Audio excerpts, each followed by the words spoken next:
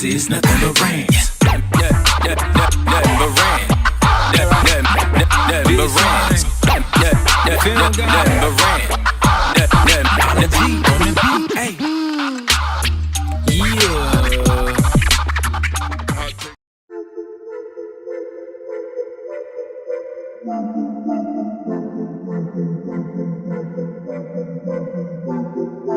Welcome in, ladies and gentlemen, to MBR, or as we like to call it around here, Nothing But Rants, the show where I find topics that I'm oddly passionate about and I pontificate upon them. These are not hot takes, but rather takes that I'm hot about.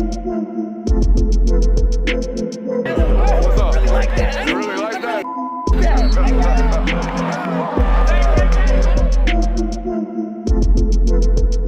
Let's shut up and grind some tape. What is up, ladies and gentlemen? Welcome into the Film Guy Network on a fabulous Thursday evening. We've done a lot of content this week. We had a Wednesday show, and tonight is indeed our last show, best show of the week. However, though, tomorrow we have a debut of a very special guest. I feel like the need to announce this today. We get labeled SEC bias hacks for sound reason, right? We don't break down a lot of Big Ten footage, even though we would love to do so if the Big Ten office would allow us to do so. But I figured we would alleviate those concerns and fill that void on our network with who I think is one of the best college football analysts on the entire ether, if you will, on the entire earth. And that's Jake Butt. I think he's one of the best college football analysts, and he's certainly, hands down, the best Big Ten analyst that we have available and friend of the show. So we're going to get him on tomorrow. At some point, we will be uploading an interview with him. He's going to recap Big Ten Media Days with us on the show. That will be tomorrow. We'll also upload some other content from tonight's show. We got a very special segment for one of the SEC fan bases tonight. They may or may not like it. I don't know. We'll see. That'll be coming tomorrow. And then Saturday is August 1st, which means we're going to start rattling off quarterback breakdowns every single day in the month of August. We will have a film study coming out for you guys. So make sure you're locked in. If you haven't already, make sure you're subscribed, obviously, liking this stream. But also hit that bell on our channel. That way you know every time we upload content here on the network. But it is our last show, best show, and we have an absolutely loaded one for you today. Big Ten coaches continue their deserved victory parade in front of microphones. We'll talk about that tonight. Offseason superlatives. Probably our last off-season related content. Hopefully, it's all ball moving forward. We got that tonight and a special edition potentially of Paul Feinbaum Says. I don't know if we get to that, though. It's too daggum loaded, and I don't feel like being self-aggrandizing tonight too much, even though we finally got quoted with a Brooks Austin Says via Paul Feinbaum Says. That was cool. Maybe we talk about it tonight. Much, much more on tonight's show. Make sure you're liking, subscribing, telling a friend. If you haven't told a friend about this place, what are you doing? We need you to go ahead and do that if you will right now. We are on our way to 100,000 subscribers.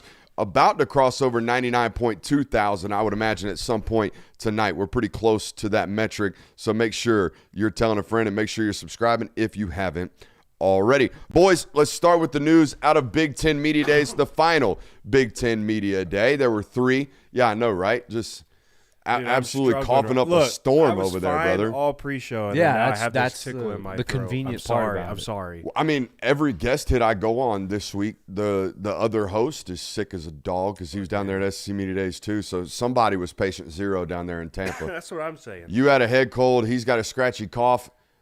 I had a head cold Knock on beforehand, wood. though. I've been all right. It was you. It was you. Nah. No, patient zero. You just admitted you were I had patient a head cold zero. before we even went down to SEC. Yeah, that's what I'm Media saying. Days. It still stays in your system. You still can transmit the disease to other people. No. I reserve my Wow. right to plead the fifth. Not even an I'm sorry I did that to you. You're just like sitting in silence. Get letting me suffer. a better immune system. That's what I want to tell you.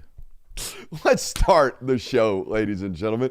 It is Big Ten Media Days, hath concluded up there in Chicago, Illinois. We've got several quotes that we want to talk about today, the most prominent being Kirk Cignetti.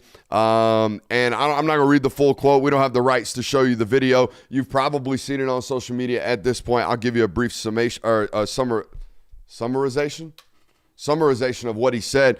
Quote, We don't cry a river, whine, and complain. We just, accept what we have. And if we come up short, it's on us. And that's what makes us the best. That was the quote from Kirk Cignetti today. I believe I actually have the full quote in the show notes. Let me read that for you. The Big Ten is the best league in football. We don't run a hype machine up here in the Midwest. We believe everything's earned, not given. And when we fall short, we say we fall short. We don't cry a river, whine, and complain. And that's why we are the best. He's subtweeting obviously at one specific league, the SEC, but I think he's subtweeting one specific football program from last year. Because, yes, there was some whining, some complaining down here in the SEC world and hemisphere, if you will. And it came from one very big brand, and it was Texas. Texas was very loud about thinking they should be in the college football playoff last year at 9-3. Threatened to cancel all non-con games if they didn't get in. They didn't get in. And I'm pretty sure they're still going to play Notre Dame, or at least their athletic director recently said they were going to play Notre Dame. Boys, thoughts on Kirk Cignetti? And by the way, the dude is notorious for mic drops, and I don't know if it was just by happenstance that this was the last question, but it was the last question, the last thing he said on the podium. The dude is goated at mic drops. There's no doubt about it. For sure. And, I mean, he has every right to say everything that he wants about this and puff his chest. What they built at Indiana is incredible. The Big Ten has won the last 3 national championships. They've been, without a doubt, the strongest conference when it comes to winning championships in the last 3 years. I don't think that there should be anyone who reads what he says and goes, he's completely out of line or he's completely wrong here. It's very obvious that it's targeted at SEC fans and maybe a one certain fan base in particular, but I've never felt like the SEC needs to get all up in arms, but I've never understood the tribal wars that go on here. Support your team, that's fine. I don't get the idea that our conference we have to go to battle for our conference. It also should be noted, there's a lot of people on social media saying this guy needs to be humbled, yada, yada, yada. This dude's been talking that talk since the day before he even coached a football game. His opening, introductory moment in front of Indiana fans was at an Indiana basketball game, and I believe the last thing he said with the microphone in his hand was, Michigan sucks and so does Ohio State. This dude's been talking the talk before he ever played or coached a football game out there. And we're a modicum of consistency around here. That's all we talk about. Just want some consistency. The dude's talked the same way from day one out there as the Hoosiers head coach. Yeah, I mean, you got to take it on the chin, SEC fans. You were able to do this for 15 years or whatever the time frame was. You're able to do this for a long time and claim that you run this sport, you're the best conference in the sport, all this stuff. And now over the last 3 years, the Big Ten has gotten to throw it back in your face, and they have every reason to do it because they've won the last 3, and they have been the better conference over the last 3 years. You got to take it. That's the only way to put it. Yeah, you can fire back at it, but they're not wrong in saying these things at the moment because they're at the top of the sport. I mean, yeah, this is certainly a bet that the SEC made and for understandable reason. I think they won 13 straight national championships or something crazy like that from 2006 to 2013. So you get why they're doing this. Or I don't know if it's 13, but still. At the same point, though, I just can't wrap my head around it. Why are you upset as an Alabama fan or a Georgia fan if someone talks bad about the SEC? They're not talking bad about your school. Mm-hmm. I don't get it, but at the same point, I understand why it's going on. People saying that Ohio State cries. I've never heard Ohio State's head coach lambaste in front of a microphone about how his team deserves and needs to or threaten to cancel non-con games. Yes, their fan base might complain when they get left out of a 4-team playoff, but I'm here to break news to you. I don't know if they'll ever be left out of a 12-team playoff. And hey, they're freaking good. Maybe Kurt Cignetti was just talking about Notre Dame. I mean, they were the ones whining and crying and making a whole ordeal about them not making the playoff last year. So maybe his comments were also or maybe only directed at Notre Dame. Well, Notre Dame is located in the Midwest, and we up here in the Midwest don't run a hype machine. I think that was directly pointed at the SEC. But sure. we in the Midwest, meaning the Big Ten, they're not. Notre Dame's not we. That's not them. They're not in a conference. They're by themselves. So yes, geographically speaking, correct. But just saying, Notre Dame also getting some smoke there, in my opinion. Yeah, I mean, if this offends you, it points out the insecurities that you would have from that. There was a very interesting quote from Kyle Whittingham, the new head coach at Michigan as well. I want to read this to you, and you tell me what you think he's hinting at, because I think I know what he is alluding to. Quote, I believe there's got to be seismic change in college football. I believe there will be in the next 2, 3, or 4 years. Part of that will be getting a handle on the NIL and the salary cap. He was asked about the Save College Sports Act, if that's what he was alluding to. And he said, I'm not sure if that's just a Band-Aid and not really the true solution, Whittingham said of the bill. I've always just been a believer in control the controllables and worry about what you can take care of. There's nothing I can do about it. When someone asks my opinion, I give it. I still believe there's a big change on the horizon in college football. I mean, a big change coming in the next, 2 to 5 years. What do you think he's alluding to? Sounds like a super league. Yeah. This is something I have it on good authority that Kyle Whittingham has been very outspoken about behind closed doors, that he thinks without a shadow of a doubt we've got a super league coming towards college football in the very near future within the next 5 years. I've heard people say that secondhand that he is like adamant that this is already going to be happening. Yep. And what that super league would ultimately look like is the SEC, the Big Ten, Notre Dame, I would imagine Miami and Clemson, and then find 3 more teams. I think we're going to have some 40-team super league if the Senate doesn't bend the knee to the Big Ten and the SEC, which, by the way, have y'all seen – I know audience hates it, but have y'all seen all the latest developments in this? Didn't we have till 9 a.m. today? That's what the Senate said. The Senate said, y'all have till 9 a.m. to give us your feedback. Mm-hmm. And the SEC and the Big Ten were like, yeah, I mean, we'll get our presidents together at some point today, and we'll let y'all know. It ain't going to happen. I don't think it's going to happen. And the reason there's such a time constraint on this is because of the way our government works, where senators work 6 months out of the year, and they campaign for 6 months out of the year. So they're not actually on the Senate floor dealing with these bills, especially during midterms. So they're about to take a 8-week hiatus, I believe, to go ensure that they still have their jobs. This is the merging of, and we've been in this territory for the last 5 years, it feels like, the merging of politics and college football, all because college football can't save themselves. They need somebody to help them out via government regulation. I think that's where we're headed. I think that's where Whittingham thinks we're headed, which is what collective bargaining will be. Mm-hmm. The SEC will collectively bargain themselves. The Big Ten will collectively bargain themselves. I would imagine they're in lockstep in those things based off what Tony Petitti told us yesterday, which is basically hey, we're partners in this thing. Despite how much smoke Greg Sankey gets, we view this the same exact way, and we're going to move in unison together moving forward. Some of these coaches actually want some type of salary cap. They want some type of regulation in this. And then I do believe there are some schools that are like, no.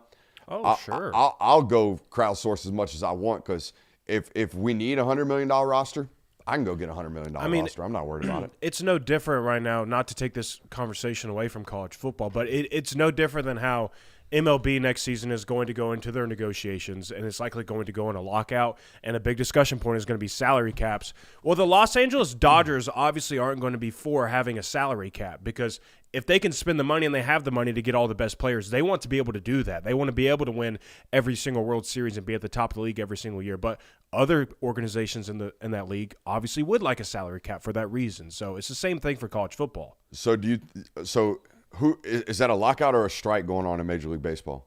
Are the players going to be upset and strike, or are certain teams not going to be able to agree, so they're going to stop play until they get it done? It'll probably be both. It'll probably player driven more so. I don't foresee in any time in the future college football players coming together and striking against the NCAA. Right. The windows are too small. However, I do foresee at some point in the near future a potential lockout where conferences are like, hey, if you don't come to the table and sign this agreement, then you just ain't going to play in this conference. Yeah. And you can go somewhere else.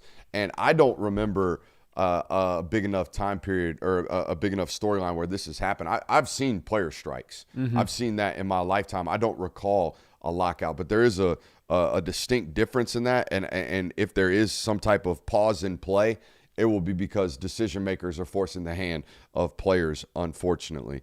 But yeah, I don't know how I feel about a super league, to be honest with you, though. We kind of tailor most of our content to the biggest 40 programs anyways. Mm-hmm. It's The way I look at it is it's a lesser of the two evils right now. Obviously, in a perfect world, you go back to what things looked like in 2007 or 2008, where it feels like the conferences are somewhat level. Everyone has a chance. Even the smaller guys are still fun to watch. That reality is never occurring now. So you can either look at what we have now, where it's everyone spending what they want, transfer or tampering is rampant, and there's no loyalty in the sport, or you go to some form of a rigid system where there's actually a governing organization that can enforce rules and can hold teams to a salary cap. So it's a lesser of two evils. I don't love the idea of a Super League, but if it means some rules actually get enforced, I have to support it. Yeah, I mean, unfortunately, yeah, that seems like that's the best path, as of right now at least. That's the best path to getting some type of regulation and rules set in place in the college football that can kind of tame some of these crazy things that are happening. I just think you'll lose the older demographic. Oh, 100%. And you already are by the hour. Yeah. By the hour, I can't tell you how many people that have listened to this show for years that I see outside of content, not in our comments. I'm talking about out in the wild, where they're just like, Brooks, I'm sorry. I'll show up when football starts playing again, but I just don't care about this other stuff. Where 4 or 5 years ago, man, like the offseason work was just as important as the in-season work, because how we attain players and how we talk about recruiting storylines and things like that ran a lot of this business. It ran a lot of the eyeballs towards the content that we create. And nowadays it's just like, I'll see you in August, late August. I'll see you in early September. And I don't want it to become that, because I had a conversation with a content creator about this today. He was asking me, do you cover any NFL? I'm like, no. What I do won't scale to the NFL, because I believe NFL football fans show up on Sunday and they're like, all right, here's 3 hours where I get to just shut it off and watch my team. And then once it's done, they're mad or they're happy, and then they see it again on Sunday. That doesn't apply to what we do, especially the content that we do. I need you to be fanatical. I need you to really, really be ball curious, like we talk about. I need you to know or want to know why.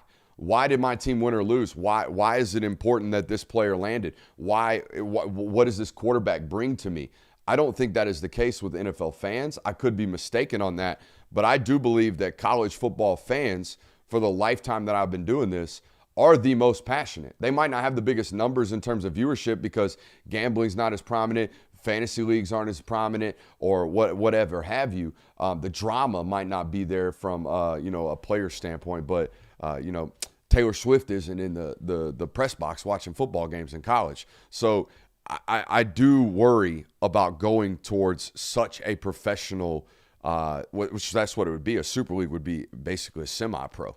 It would feel like that to a lot of people that watch this place, and that scares me for the future of this network, because I need you locked in. I know that's selfish, but I think they feel that way as fans too. Like, y'all don't want a Super League. You love college football because of what you grew up for college football to be, and we're slowly, not even slowly, we're drastically running away from that the last 5 years, maybe even longer than that. But all right, that's enough of the doom and gloom. Let's talk about Matt Rule. Matt Rule, the head coach in Nebraska, for those of you who don't know, the Cornhusker fan base, a massive fan base, a super passionate fan base, a fan base that deserves more. And he knows this. He talked about it today. They need to take a step. He said, quote, "You have to have players that want to be in those moments, and they want their hat on their head when it matters."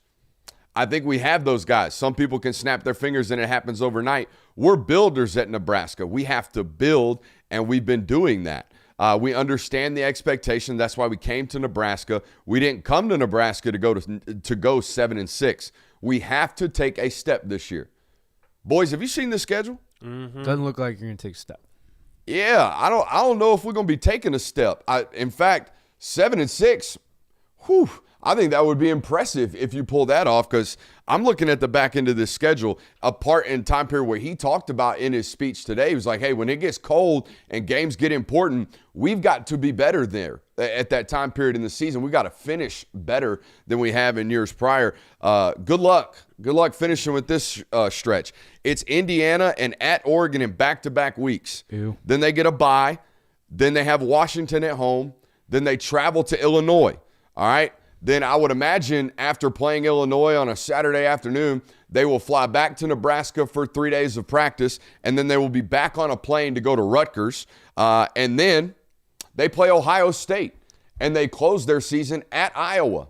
And look, I know we're known as this SEC podcast or whatever, but playing at Iowa, particularly in the wintertime, ain't all that easy. You know what I mean? Especially for a football program like Nebraska right about now. So they'll be underdogs in 5 of their last 6 games to close out the season. Every game but Rutgers, they will be a dog for sure. Yeah.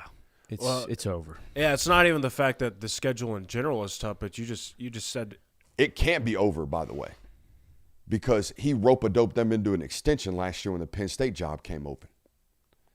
I don't know if they can afford to buy him out. I don't know if they want to buy him out. They'll try to find a way, I'm sure, if it gets as bad as we think it will. And I mean, like, even in reading this, like, basically it's a bunch of fluff to say we got to get better than we were.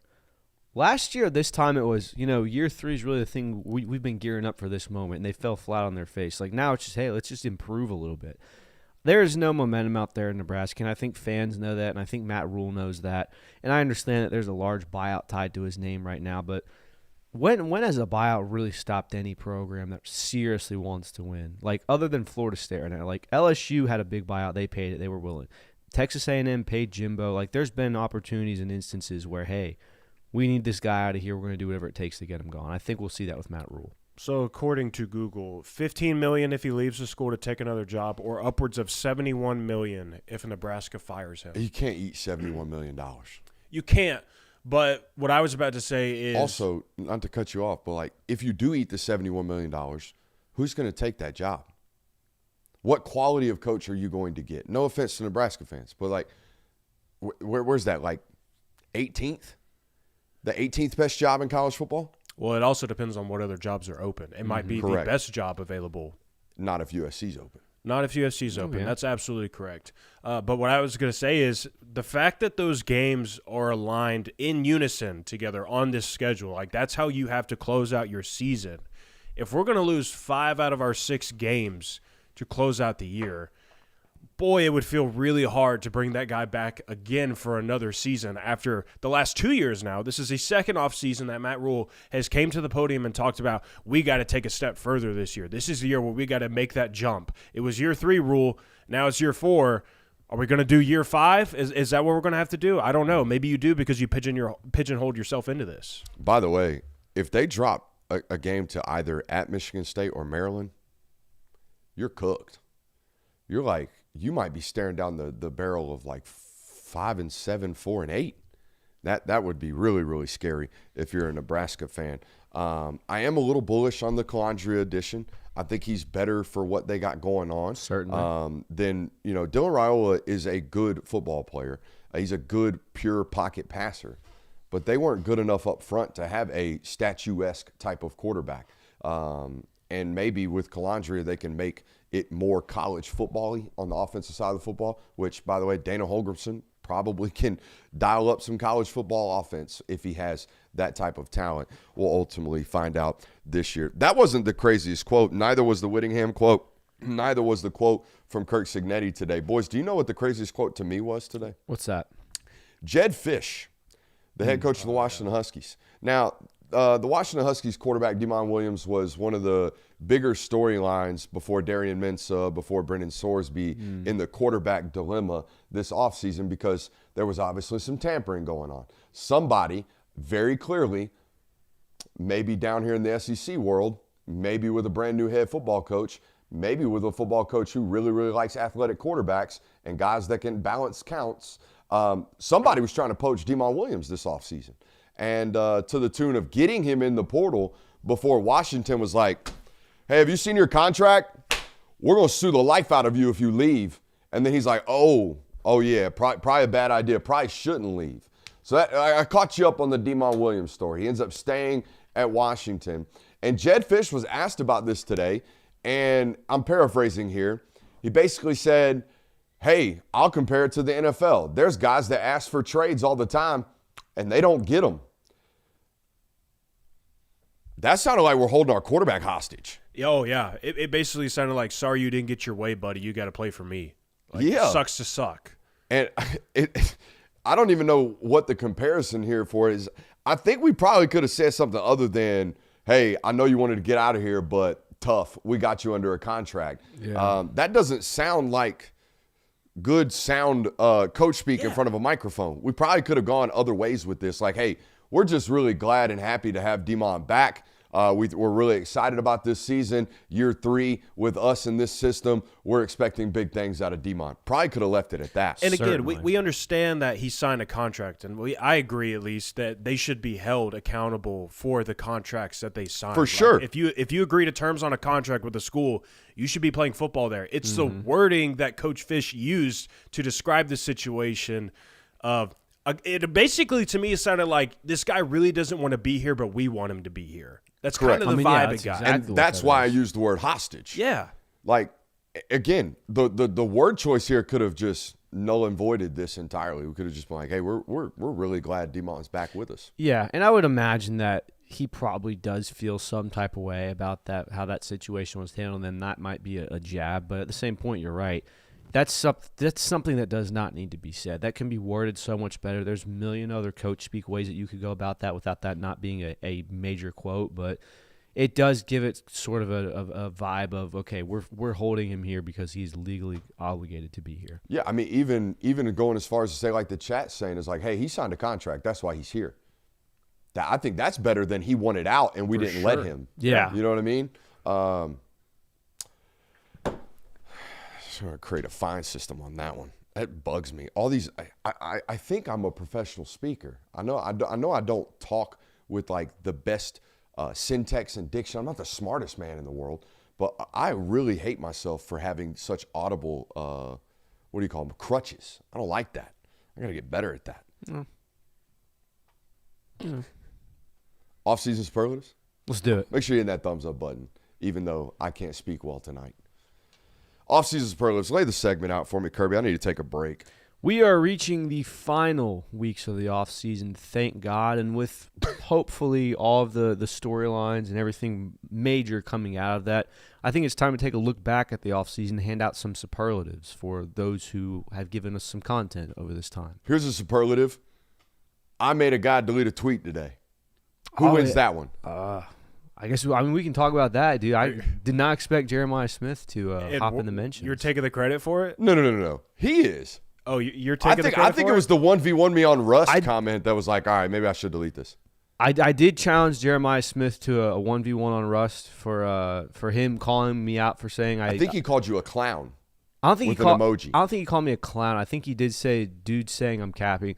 Jeremiah Smith basically doubled down on his statement of, Alabama was my dream school. If you watched last night's episode, I said that I did not believe that and laid out a reason. And he can say what he wants, and I still don't necessarily believe it, but he called it out on Twitter today and then deleted his tweet. So that's that. I don't really have anything to add to it. That's twice I've been quote tweeted recently by Ohio State affiliated people. And, man, does that fan base get after you. They'll let you know how they feel. I thought it was Ole Miss is like the fan base I don't want to see in my mentions for 24 hours. It's not. It's Ohio State fans. You guys are awesome. You guys are really, really cool. Yeah, you're a clown. Sorry. All right, get to your segment. My bad. So we've got some superlatives to give out this offseason. The first one is biggest winner of the offseason, biggest loser, team that most flew under the radar, didn't really give you any headlines, just kind of stayed out of the news cycle, best quote of the offseason, and then the final one, most shocking story. Where do you want to start, Jonathan? Biggest winner. It's the first one on the show sheet. Okay, we can start with the biggest winner. I think it's the Big Ten. That's a good one. I think it's the Big Ten. They have had so much ammo this offseason. Rightfully so. Earned ammo, by the way. This isn't like bought it off the black market ammo. They earned this and got it stowed up, and they are letting it rip. I mean, hell, even PJ Fleck stood on the shoulders of the conference today. He's like, we have the best conference in college football. It's the deepest middle of the conference that we have in college football, and we at Minnesota, we rode the hell up out of the middle. So, yeah, it's the Big Ten. It's not bad. That's a very good option. I went with the Texas Longhorns. What? No. I had them as a second one, but not them as a whole. One specific person that deserves credit for this offseason. But go ahead. Okay. Well, I just considering the additions that Texas made after coming up just short of making the college football playoff this past year, you get hypothetically one more year of Arch Manning, even though he has another year of eligibility if he wants to exercise that. Not sure that he will, but you basically get one more year of Arch, and you're doing your best to capitalize off of that. You added 2 running backs into the room. You added Cam Coleman to the wide receiver room. You got Will Muschamp. Don't forget Melvin Siani. Him too. But I think that when you just want to talk about moves for the upcoming football season, I think Texas made the biggest moves throughout the few months. And for that reason, the biggest winner out of Texas for me was Brandon Harris, their general manager. Yeah.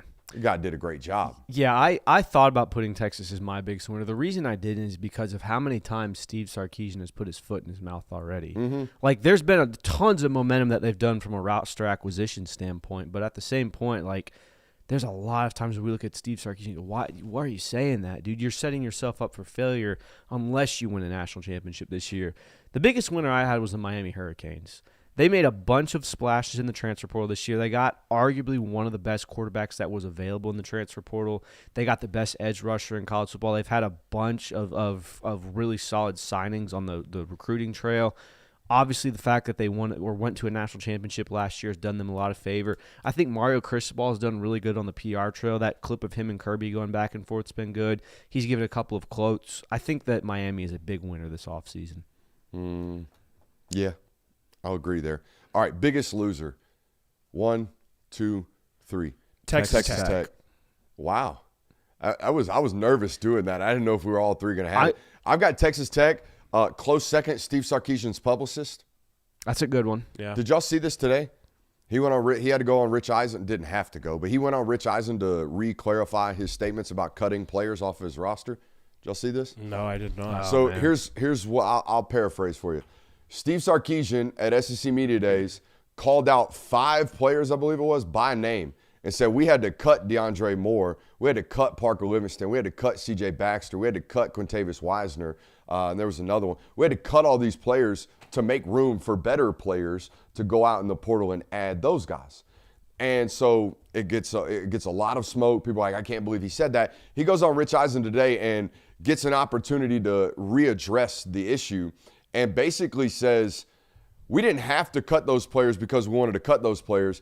We had to cut those players because they were getting poached for more money and they came to us for raises and we couldn't afford the raises and improve our roster. So we just had to let them go. So Oklahoma poached Parker Livingston. And Colorado poached DeAndre Moore. Didn't Parker Livingston say that he wanted to come back and that's not how things worked out? Yeah, but he's a liar. Well, Yeah. and that could have simply just meant, hey, I wanted to come back if they matched this price. And Right. they didn't match the price.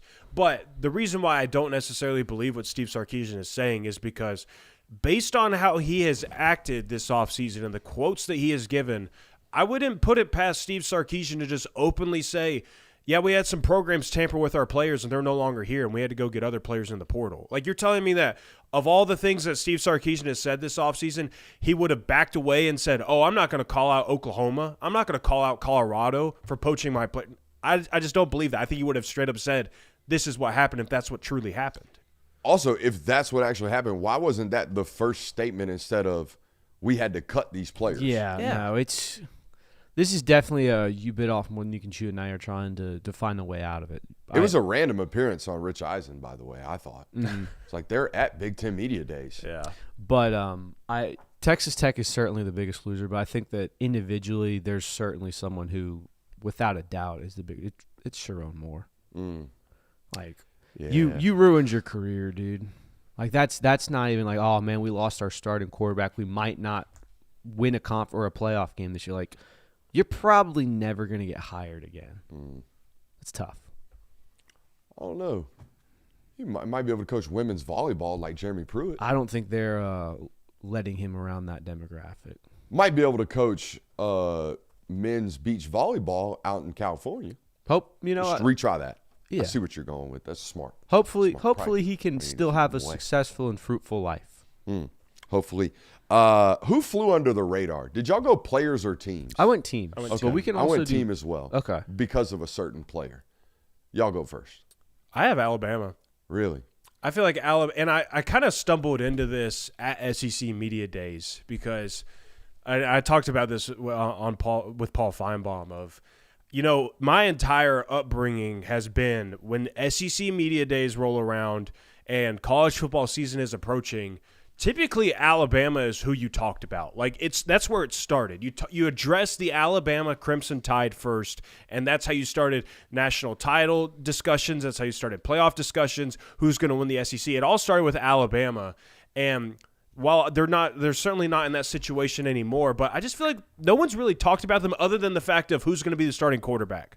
That's really been the biggest discussion, I feel like, with Alabama. So I feel like they're somewhat flying under the radar so far this offseason. Yeah, they certainly flew under the radar by Alabama standards, and especially the last few years because originally it was, what's Kalen DeBoer going to look like? What's year 2 of Kalen DeBoer going to look like? So this is definitely the quietest offseason for Alabama. I would still say it's been fairly to decently loud just because of what that program is. A team that I have that's kind of flown on the radar this year, they won 11 games. They made a college football playoff. They were, a loss away from making their first conference championship appearance. We haven't really heard that much about Texas A&M this offseason. Losing Colin Klein, they've had a really, really solid recruiting class, but I don't think that's created tons of buzz this offseason. Very quiet from Texas A&M thus far. I think it's been an extremely under-the-radar offseason for SMU. I do think they kind of earned this because of some of these inexplicable losses last year. Like, look, Cal's quarterback is so good that anybody losing to them late in the season, I'm not going to look at you funny. But a 13-12 loss against Wake Forest, that's really weird. Getting beat by 11 points by TCU last year, that's kind of weird. Going to double overtime and losing to Baylor last year, that's kind of weird. While simultaneously beating Miami.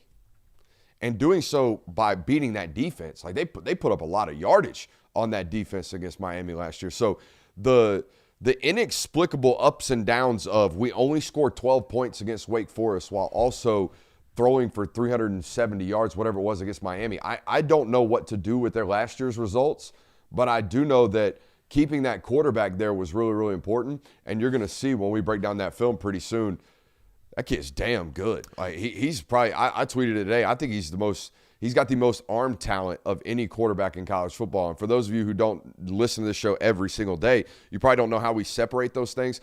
Arm strength is, can you throw it through a brick wall and throw it 75 yards? Arm talent is what we call, like, can you find juice and accuracy from any platform in any slot that is required to get the job done?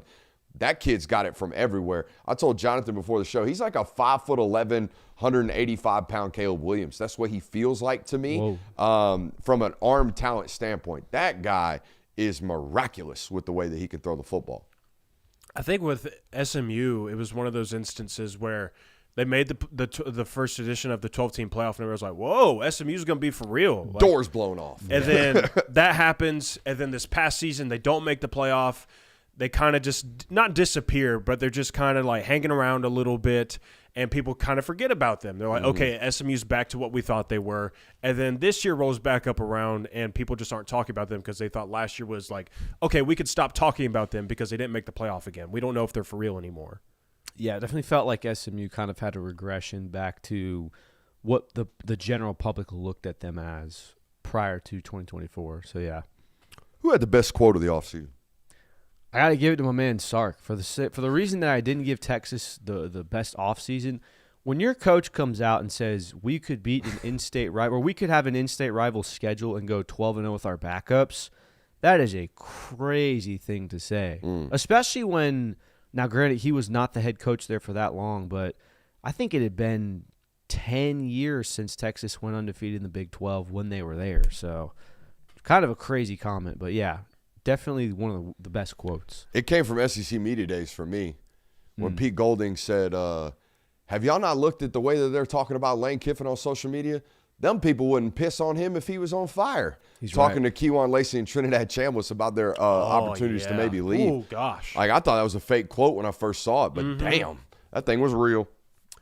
I had a lot of trouble coming up with the best quote of the offseason because it's all such a blur by this point for me. I forget a lot of it. And I'm going to name this the Having best a baby quote. will do that, by the way. Yeah. I'm going to have this as the best quote, not because I thought it was truly the best, but I thought it was one of the better moments, one of the more laughable moments, if you will. It's just the entire 30-minute podcast hit that Texas Tech decided to do in the midst of the Brendan Sorsby news. You totally stole my thunder on most shocking story. I thought that was the most shocking story, not the Sorsby gambling thing. We've seen players, get in trouble gambling for the last 5 years, it's felt like, since gambling's gone as rampant as it has. But no, their reaction to that story, the 30-minute podcast, all the Cody Campbell stuff, just the amount of Joey McGuire saying that it's not like he murdered anybody. Like, the whole entire reaction from Texas Tech was the most shocking story to me. I mean, that fed families for a month on this network. Yeah. Every day we woke up and it's like, surely that story's dead. Nope. A new development. So there was a lot in that story that was just absolutely insane. Certainly was the summer of Sorsby. Was that your most shocking story as well?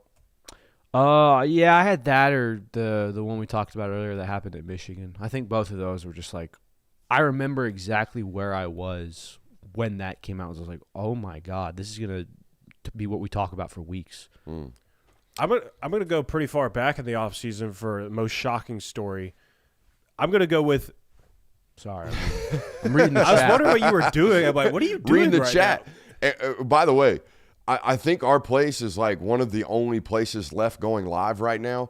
So I think all of the miscreants come out and want to fire off in our chat. They're hostile tonight. I'm okay with. That means I'm football okay with. season's almost here. I'm all right. Last show, best show. Y'all get loose. But yeah, for most shocking story, I'm going to go pretty far back in the offseason. I'm going to go with Luke Farrelly. Not just the story of him committing to Clemson, enrolling in classes, and then electing to transfer to Ole Miss and play football for them this season.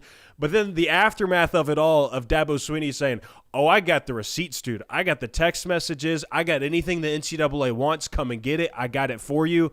That, to me, was one of the more shocking things to happen this offseason. Where are the receipts, by the way?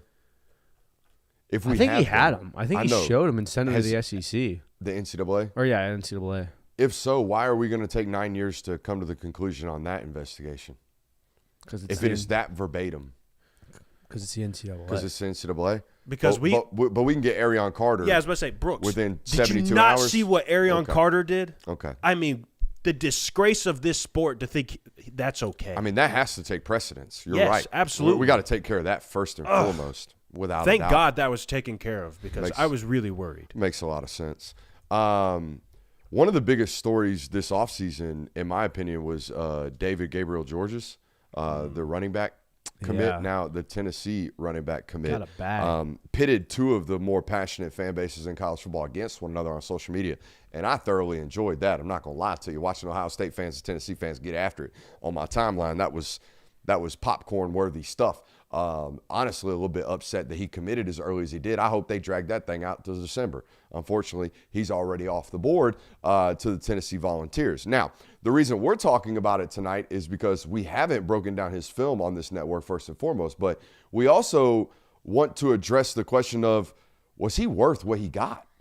I don't know if y'all seen the reporting on this, but he got $6 million, I think, guaranteed over 3 years. That's $2 million a year for a running back coming out of high school. That's a lot of money.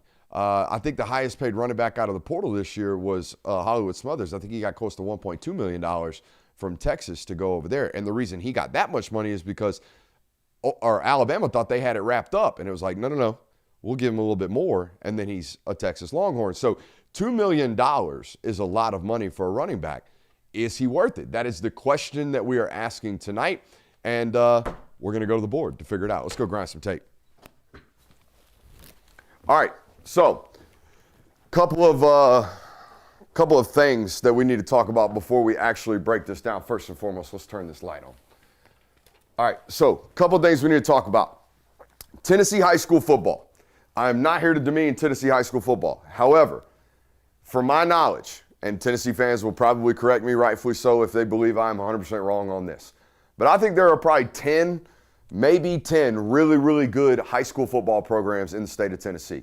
I think there's one that is so unanimously great that they are in a different echelon, and that's where this kid plays. All right, David Gabriel George's offensive line, I believe, has 4 Power 4 commits on his offensive line. Okay, and the fifth is the center, and he's just a little bit sawed off.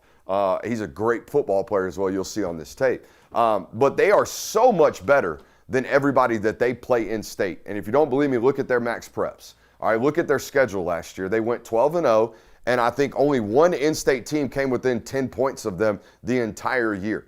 All right, the other team that gave them a scare was Rabun Gap, which is a Georgia independent school here that is every international football player can go play at Rabun Gap, and they're a really good high school football team down here in the state of Georgia. They don't even play in the GHSA classification.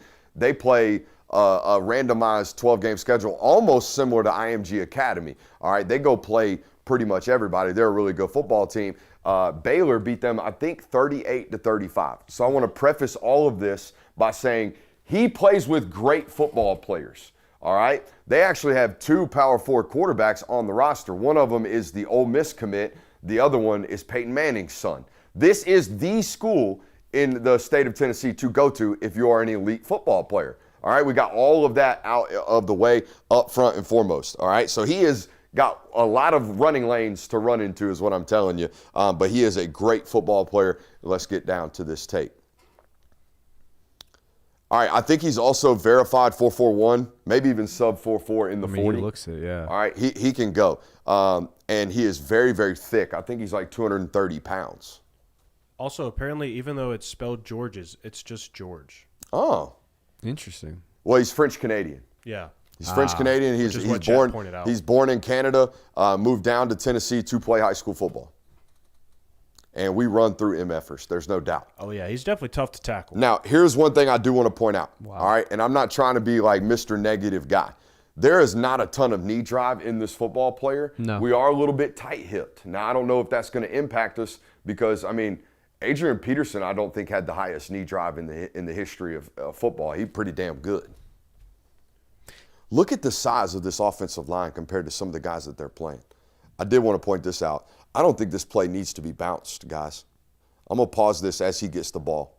Look at these double teams, okay? Look at these lanes. There's one there. Safety's filling here. Like, we don't have to bounce here, man. Let's go stick it in the hole that it's intended to go through right here. But we bounce it because we can. We jump over a guy, get back outside, and the safety we were one-on-one with anyways ends up tackling us at 20 yards. So we got the juice to bounce when it falls off the table. Apparently, he was laser time at a 4.38 in the 40. Yeah, sub 4. I mean, he can go. There's no doubt. It's crazy at that size. Mm-hmm. That's why I said, like, it looks tight, but it doesn't matter. If you're that fast, if you're that verified fast, it does not matter what it looks like. Oh, for sure. Yeah, man. I bet he made some guys question whether or not they want to play football moving forward. Look at that backside cut. Did you see that?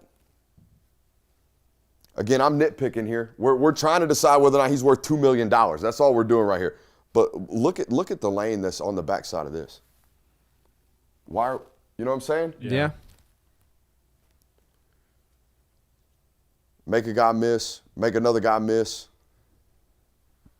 I think we had a touchdown if we kept it in the intended gap, though. That's getting it north. That's what we want to see all the time. I want to see you constantly getting north because that's what we're going to have to do. And look, that's what we're trying to establish. $2 million means you're going to have to get, 100 totes freshman year to make that worth what we're paying you for?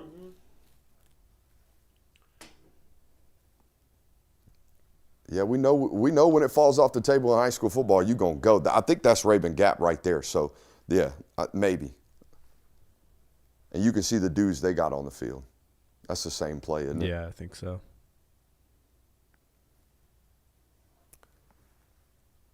Now, he is the second rated back consensus, right? Yes. It's Keemon Spell and then him on all the services? Correct. I believe so. There's that 4.38. Mm-hmm. He's so fluid, but he runs hard at the same time. Mm-hmm. And, yeah, there's not a lot of knee drive, but like you said, if it's a 4.38, it's a 4.38. It literally does not matter. Especially his short area quickness is there. It's all there. Chat's giving him Alvin Kamara comps. Alvin Kamara is one of the smoothest athletes I've ever seen. He just looks like Alvin. I get that. Yeah. With the dreads, we're 5'11", 230. Like, we kind of look like Alvin, but I don't think we play like Alvin.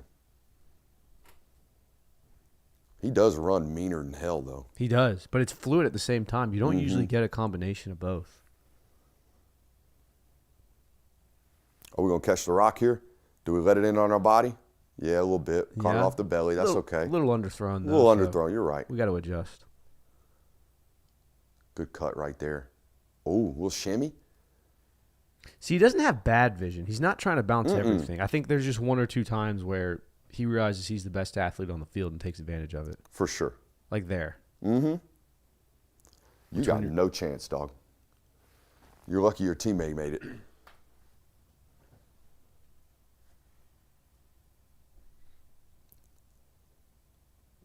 Plucked it pretty well there. Ooh.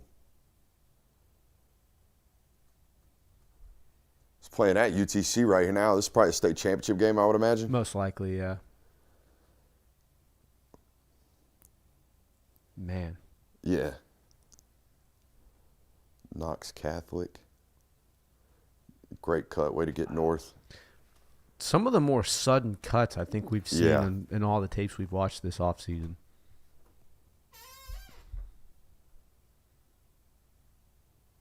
Ooh, a little TV angle cut right change? there. Whoa. Nice. Oh, got him. That ball's a little loose. Yeah, we also keep it in the wrong arm. Quite often, but that's okay. That'll get coached out, though. Yeah, I wonder how much football do you think we played in Canada before we came down here? Probably not too much. Probably not a lifer, you know? Yeah. He wasn't out on the youth football leagues of the Metros out here dominating at 5 years old like a Malachi Tony or a Jeremiah Smith. No.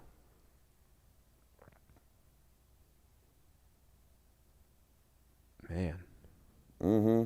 We're violent. Yeah. He does have a really, really good subtle cuts.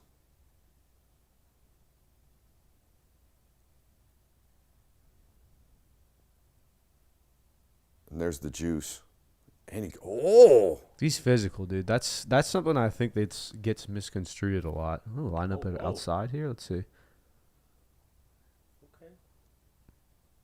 All right. I don't see a hole yet. I don't see a hole in the game. Do you? No, there's not one area where it's like, this is something to watch out for. We've seen that play already. All right. I think I've seen enough. Have y'all seen enough? Yeah, I would say so. All right, so now let's address whether or not we believe this is worth the $2 million. I got a couple of caveats here that I want to explain to you. Let's say the reporting is 100% accurate. Let's say this guy is getting $2 million a year for 3 years. There's also been some reporting that Adidas has obviously signed this kid. This kid's getting an Adidas contract. I would go out on a limb and say that half of his annual value is probably covered by Adidas. And most of that rev share is probably like somewhere around $1 million. Do you see what I'm saying? Like when you have a major brand attached to your school, or even if you don't, like even if you're a Nike school and Jeremiah Smith has an Adidas contract, the NIL value that young man's agent wants, it's alleviated when he's actually good enough to get real name, image, and likeness dollars. We've seen this at Texas with Arch Manning. Okay, so the dollar value is shocking. When we make a graphic and say, is he worth $2 million? People are going to immediately say no. Well, in reality, I don't think Tennessee's on the hook for all of that. I think their title sponsor is on the hook for some of this, maybe a large portion of this. The other thing I want to note is, as long as there is no salary cap, he's worth what he's worth. You pay him whatever you need to pay him to get him as long as you can pay him. Do you see what I'm saying? No, I understand what you're saying. Like that's what it took. We don't need to get – Ashton Genty's a great comp there. I think that's kind of what that body looks like as well. You pay guys what they're worth as long as you can afford it. And Tennessee ain't one of these broke schools. They're going to be all right. It's not like the next 5-star that they need to get in the mix on. They're not going to be able to throw whatever they need to throw at. I'm looking at you, DJ Jacobs. They're also, ironically enough, in the mix there too. So I don't think you need to be worried about this if you are a Tennessee fan going, oh my God, is this going to cap-stricken us? Now, I was the one of the bigger critics of the $10 million or whatever they promised Nico out of high school. I thought that was a little bit nuts. Yeah. Someone in chat saying $750 from Adidas for the deal. So they're going to pick up, what's that, 75% of the contract value? That's not bad. Mm-hmm. And I'll also add this, like, considering how Tennessee's offense has operated under Josh Heupel, and this isn't me throwing shade at Ohio State, by the way. Like, if he had gone to Ohio State, I'm sure he would have gone on to have a great college career. But as a running back, Tennessee's offense is a dream for you, especially for a guy like that who has the speed, is really tough to tackle inside of the box. Like, that is a dream for you, and they continue to produce running backs over the years. Like, no matter who it's been, like, they've continued to produce 1,000-yard backs. They've been one of the best rushing offenses in the conference and in the nation. Like, it's a dream for a running back to go there. On top of that, they had a whole bunch of money offered for you too. Like, I completely understand the decision to choose them over Ohio State. Chat's reminded me that my math is terrible. It's only like 40% of the contract. I was about to say, I I wasn't going to correct you. 75 all right. You know what I'm saying. Me know football. Me not know math, even though I do have a master's in business. But let's not talk about that. I think it's worth whatever he's worth. Whatever it took to secure this, they had to do. Yeah. Oh, and it was not saying he did this intentionally, but, I mean, the way it worked out for him where you did get to pit Tennessee and Ohio State against one another and do this for – and you were, again, like, he was the top running back on the board remaining because Keemon Spell was off the board. He was committed to Georgia already. Like, he was the best option available in this recruiting class. I mean, bang-up job by him. Yeah, I mean, there are some areas where I'm a little worried about it just because of we've seen Tennessee play the money game before. They did it with Nico. They've done it with Boo Carter, and it's blown up in their face drastically. Now, I'm not saying this is going to happen with him, but it is certainly something to pay attention to throughout this. And also, I've always been a kind of against, using tons of resources to get running backs, and I understand that. I don't think Tennessee's roster was a running back away from competing in the playoffs last year. And I understand that it's not necessarily just David Gabriel George that's going to add to this, but I think a dominant running back in college equates to far more wins than it does a dominant running back in the NFL. Certainly, absolutely. I mean, we've seen this year over year where if you have a superstar at running back, it alleviates a lot of problems. Definitely. Look at Boise State. I was about to say, Ashton Jeanty took a team to the playoff. Mm-hmm. So I'm fine with overpaying a college back. I'm with you. If I were an NFL fan, I'm like, we gave what? Yeah. That's going to be a killer. We drafted who at the how high? Yeah. Like, I understand This that. isn't an Arizona Cardinals situation, but it is something where I'm kind of skeptical on. Just like, I hope it works out for them just because I do think that it could be a match made in heaven for Tennessee, like you said. Adding a dynamic running back when they're one of the better running offenses in the country, it's going to make them dangerous, but it also very well could be problematic for them. All right, we're doing this segment because it's been on the show sheet forever. I know it's 8:57, but bear with me here. If it's not blank, then who? And boys, let's be quick. All right, let's start with the first one. What do we got, Kirby? If it's not Georgia and Texas playing in the SEC championship game, then who is it? Oklahoma and Ole Miss. So it can't be either of those teams. Can't be either of those teams. Ooh. Oklahoma for sure. And then I'll go Ole Miss as the second one. Maybe Bama, maybe A&M. We're not buying any Bama or A&M Yeah, stock. I think I'm going to go A&M Oklahoma. I like that. I think that A&M was one loss to your rival away from playing in the SEC championship last year, going perfect 12-0. Now, they didn't play a great schedule last year, but they certainly proved that they're a good football team. They're a physical football team. So I could see Oklahoma and A&M being the other No two. love on the stage for LSU? Too early. Yeah. Too early. Schedule's too hard. Not saying it's not possible, but I don't know. Some national analysts think LSU got an easy slate this year, despite the fact that I think there's 5 preseason top 25 teams on that schedule. There are. It's pretty tough. Next one. If Miami isn't the best team in the ACC, then who is? Is it the Louisville Cardinals? It might have to be. Louisville or SMU? Yeah, I went SMU. I'm not buying Clemson stock. Not a big Christopher Vizina guy, Christian. He'll be good, but I don't think he'll be anything. I don't think he'll be better than Cade Klubnik. I don't think he'll be better than any quarterback they've had the last 5 years there. So You don't like World's counting me out, Dabo Swinney? You're not betting on that one? Dabo Swinney's been Mr. World's counting me out his entire career. including college football. He was a walk-on at Alabama. That's fine, and I respect. His mom slept in the dorm with him. It's a real story. I believe Look it up. Just interesting. Why? If it's not USC for the fourth best team in the conference, then who in the Big Ten? I went Michigan. Michigan? They're gonna try to. I can't get out of my head the fact that Michigan won 9 games last year with a football coach that was Let's chasing remind tail. everybody again, Penn State's schedule. I was about to say, Yeah. Penn State's Just going to get saying. this nod just because their record is going to be so Yeah, That's inflated. very like, not fair. saying they're technically like they would actually be the 4th best team in that conference, but their record might say it. There's a great chance it does. That's a great point. What's our next category?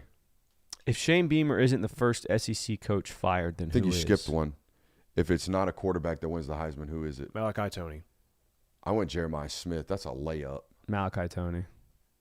Malachi Malachi Tony's Tony- got the returning. He's got receiver. He Mal- can throw passes. Thank you. Like, Malachi he could do it Tony all. is more designed to be a Heisman winner. When you win the Heisman as a wide receiver or as a skill player, you have to do more than just what your position does. Devontae Smith won the Heisman in 2020 because he could also return punts and made the difference doing that. All right, on to the if it's not Shane Beamer, who's the first coach fired out of the SEC? A coordinator? Honest to God, we were talking about it before the show. Apart from Shane Beamer, who in the Southeastern Conference is on a hot seat? Yeah, well, everyone on the hot seat are kind of like, hey, you better perform well. I think got fired last year. Mm-hmm. What if Tennessee comes out the gate and stumbles tremendously?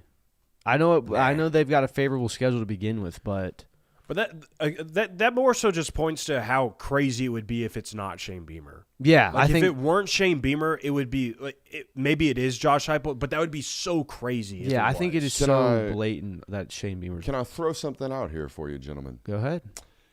Steve Sarkisian's buyout's only $60 million. That's not. If we horrible. go 8-4, Oh, if you're 8-4, you're out of there. I mean, $60 million is next year's roster value for Texas. I mean, it ain't nothing for those folks. It's true.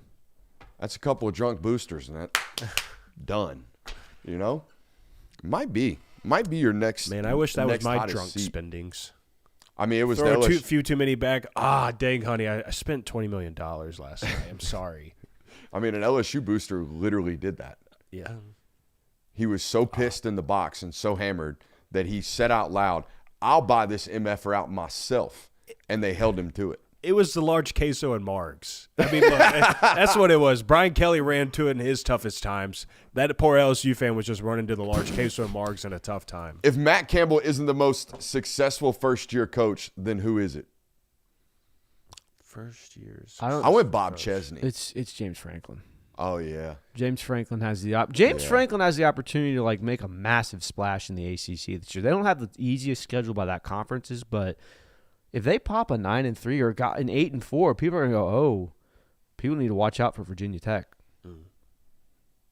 Okay. If Kejuan Lacey isn't a Heisman finalist, then which running back is? Which running back is? Ahmad Hardy, if he's healthy, depending on the timeline there. Ahmad Hardy, people keep sleeping on the Ahmad Hardy story. That comeback story is gonna hit like crack. Dude, if he comes back week 4 and still rushes for 1,000 yards, I don't know if there's like between Kejuan and It's Ahmad. Jaden Ball. Yeah, but it just A kind of 9-3 Florida Gators team with him rushing for 1,600 yards has him in New Now, York. if that happens, yeah. If that's the road, it Plausible, by the way. what about Not out of the ordinary. what about Bo Jackson? There's so many great players on that Ohio State There team is, that will get but I more mean, credit. he's also going to be one of these running backs that's on the spotlight on a team that will likely have a very strong record. So If Florida isn't the most improved team in the SEC, then who is? give me the Kentucky Wildcats. I was gonna say Kentucky's a good pick in my opinion there, Yeah, I think we should settle on Kentucky. I'm fine with that. or Mississippi State. You're the only one that can pronounce this name correctly, so I'll let you read off the next category. If Jaron Kejuan Sagapolutelli isn't the best left-handed quarterback this year, who is? Well, there's only one other one in the Power Four, yeah, it's Austin. and it's Simmons. Austin Simmons at Missouri. Micah Alahado. Whomst is that? I was going to let you do it. Who? Really? Yeah. Really? Oh, Hawaii's quarterback. Come on, guys. Oh, Hawaii's quarterback. Okay. He going to have you locked in on week 0. He did last year for Bro, me. that week 0 performance where he's limping around the field. Dude, he was limping all year last year Dude, he threw for over 3,000 yards last season. with one leg. He's a dude. Magic legs. Not bad. If it's not Texas Tech in the playoffs out of the Big 12, then who is it? And why is it not BYU? Houston. Kansas. Cougar fan over there. Houston? Shout out to the It's Cougs. my Kansas Jayhawks. Put it down. Never. Put it down. It's really depressing. Your honestly. loved ones, you're going to come home tonight to a circle of chairs saying, Christian, Honestly, we need I'm to about talk to do you. it for you. Like it was a fun time, dude. We had some laughs. We had some great moments, but Well, you're such a square now, dude. now you're Remember when you making were me cool very and fun? depressed. Your poor mom's going to have a whole list right there telling you why your addiction to Kansas Jayhawks football has caused her pain. Nah, dude. I'm fine. I can quit anytime I want. If it's not Dante Moore or Arch Manning, I think, by the way, we should make this a little bit more difficult. If it's not Dante Moore or Arch Manning or CJ Carr as quarterback 1 in the next year's NFL draft, then who is it? Really? Because I thought for you would instantly say Drew Messamaker. Yeah. Quality. Norris Sellers. Trinidad Chambliss. Nah, too small. The measurables are just Yeah, aren't no, there, they're going to but crush man. him. Yeah, they are. It is worth noting, though, that last year we had a handful of guys that were like, hey, these guys are battling for QB1. Cade Klubnik, Garrett Nussmeier, all these guys might really be performing there, and none of them went in the first round. So, like Carson Beck was battling for QB1. Darian Mensah? It could be. Well, but I mean, just say it this way: nobody was picking Fernando Mendoza to be the QB1. Facts. At this point in time last year, So- nobody was picking him He to might be be the right first under pick. our nose. We don't know. Local hour? Local hour. Let's do it.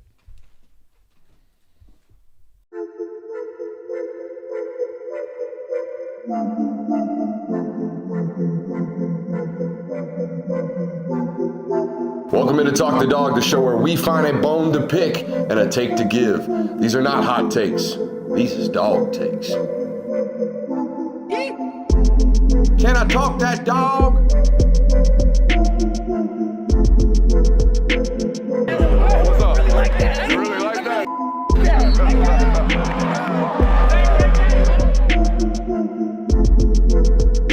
Let's shut up and grind some tape.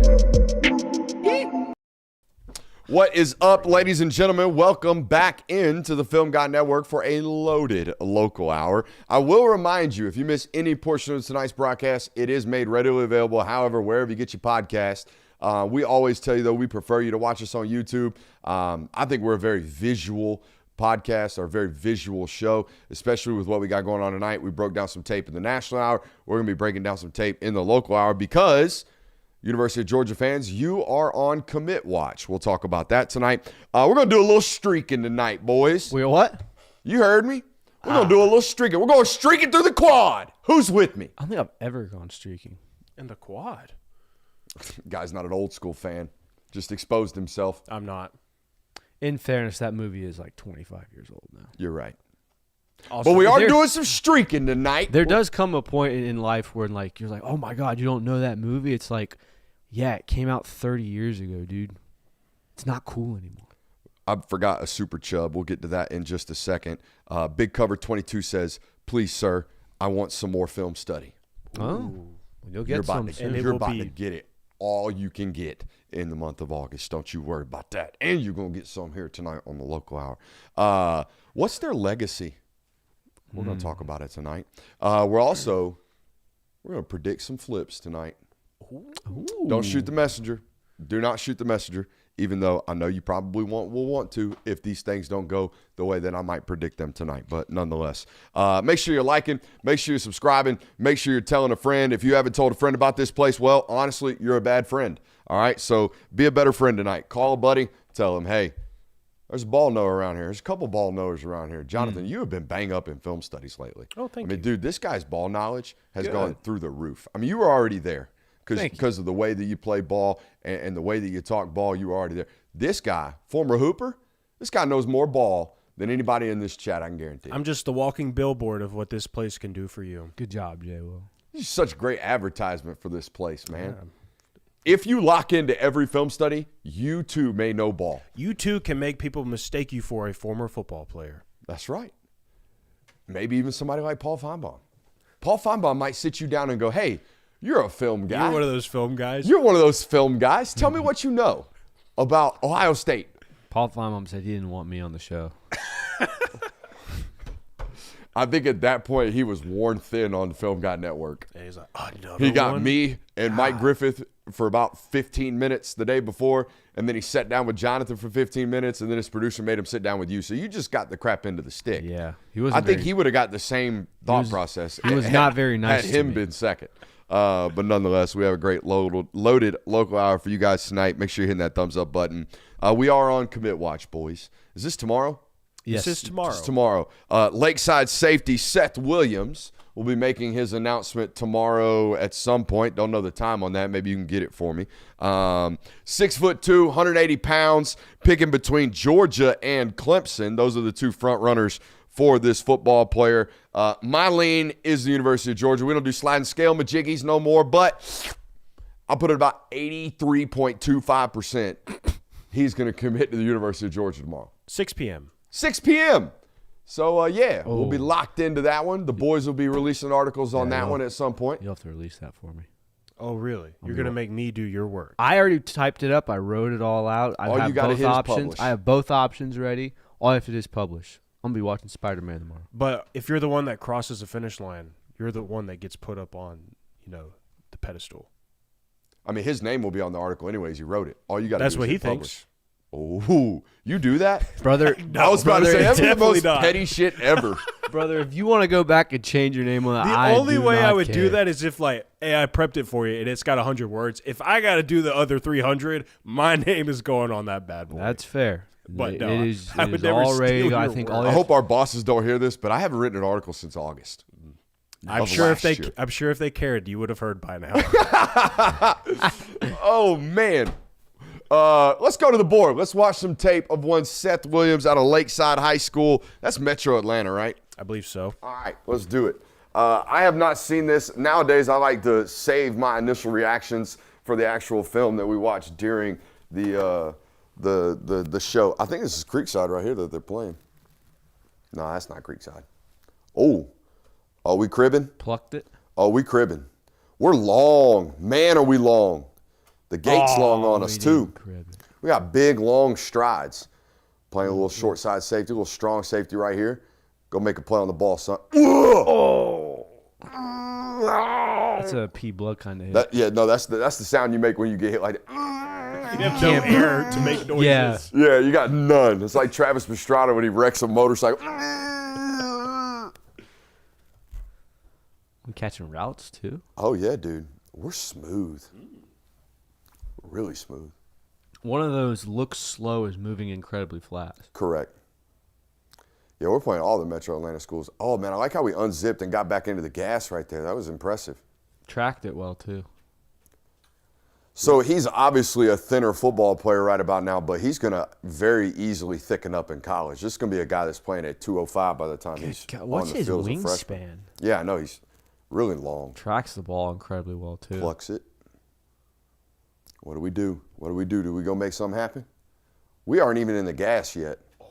I thought if you cut it to the left, I think he's in the end zone. Oh, yeah? He's probably been coached up to hell. You get to the sideline when you Get outside the numbers. Let's go. Yeah. Yeah, we're going to be a disruptive playmaker just because of our length alone if we can get to the spot fast force enough. fumble. Let's see. Strip or hit? Strip. Strip. Way to attack the ball. I love the effort or the passion that he plays with. Not overzealous with the celebrations, but definitely lets the world know when he makes a play, and I'm down with that. Tracks the ball player. Yeah, really, he does. really well. Yeah, he does.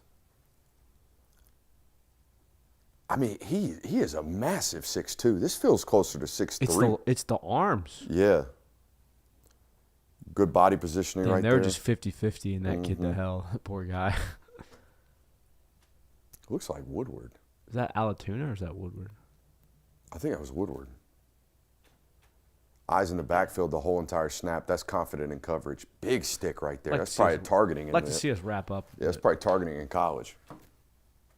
Yeah, you get put away for that. Ooh. He killed him. That's against Bowden. You finna get stuck too. Skeet! The running back had lost some momentum there, so I don't want to. That's like the third 50-50 ball Hold against on. this team. I'm trying to see where Caden Prothrow's at on this clip. Because that's definitely Bowden. Maybe he's taking the defensive possession off. You were looking for him at safety, weren't you? I was looking for him over here, honestly. He played a lot of corner at 6'6", 225 pounds. Well, I can tell you the kid getting Moss is not Caden Prothrow. That is not Caden Prothrow. No, it is not. It's just a well-rounded football player. Did I see recently that he just now got his 4th star? Probably. He's ranked like out. 450th in the country. Checks out. There was an old adage back in the day that stars don't matter. They've never mattered less. Oh, my God, no. They have not. Why are we throwing that cue? Like, hell of a play, but F it. Seth's down there somewhere. I mean that is like bracketed with the midfield safety coming over. Mm-hmm. Yeah, I mean tracks the football incredibly well, plucks out of the air. This is some of the better tape we've watched this year from the defensive backs, I think. I mean, he's sticking everybody. He's getting balls out. He's playing on offense. He's high pointing the ball. He's got great awareness. Obviously, the frame's going to add on weight. Mm-hmm. There's another 15 pounds to be added there, maybe 20. Correct. Why isn't this kid higher rated? Terrible blocking. Mm-hmm. Now, we're not playing like the big boys. We're not playing a bunch of like freak high school programs, but we're out here getting it done. I love how he unzips. He comes to balance and then reaccelerates. He's not over pursued a ball carrier once. St. Pius. Ooh. Yeah, man. He locks on. Oh, he's got great tackling confidence. I don't think I've seen him make a bad angle tackle. That's what I'm saying. He hadn't overran or underran a single ball carrier yet. He's just straight sticks. Yeah, I mean, that's... This is an interception, isn't it? Or another play on the ball. Surprised, honestly surprised he didn't get his head across right there because he has the entire film so far. I mean, that's a perfect angle to take, though, that banana. Inside out. Mm-hmm. That's Woodward Academy. Let's see this angle. Yeah, I mean... I love that quarterback, by the way. I don't think he's mid-major good. I think he's power 4 good. I don't know why he's not yet. Definitely probably not a box safety. Not yet, but I mean with his ability to tackle and the sticks that we've seen his tackling strength so far. Yeah, we know we already talked he's about. Willing He's to do 205. There's 20 pounds waiting for him as soon as he gets to college. I don't think I've ever covered a kid out of Lakeside High School. I can't remember. I feel like they had a wide receiver recently. Not too, like maybe a few years ago. There's too many lake and side high schools. There's Creekside. There's like. There's a north side. There's North Side Atlanta, North Side Warner Robins. Whoa, that's the most burst I've seen from him. Is that a double move down here on the bottom of the screen? No, he just takes off. It's a screen. It's a fake screen. And high points the ball, catches it away from his body. I haven't seen bursts What like is that. the industry missing? I mean, they're missing a lot, dude. You're right. People to scout these players. Oh, that's what I was thinking of. I was thinking of Travis Smith from Westlake. Yeah. Yeah, there's so many lake and wet and sides, and I can't keep up with them all. How many different uniform combinations do they have? I feel like every time I look, they're in different colors. I will say one thing. What? His feet do somewhat die on contact. There's a lot of spinning and Yeah, like head leaning. yeah, which isn't the end of the world. And half the time, if you can wrap up and secure, you're gonna be fine. Will this be the first dub over Clemson if it happens in this recruiting cycle this year?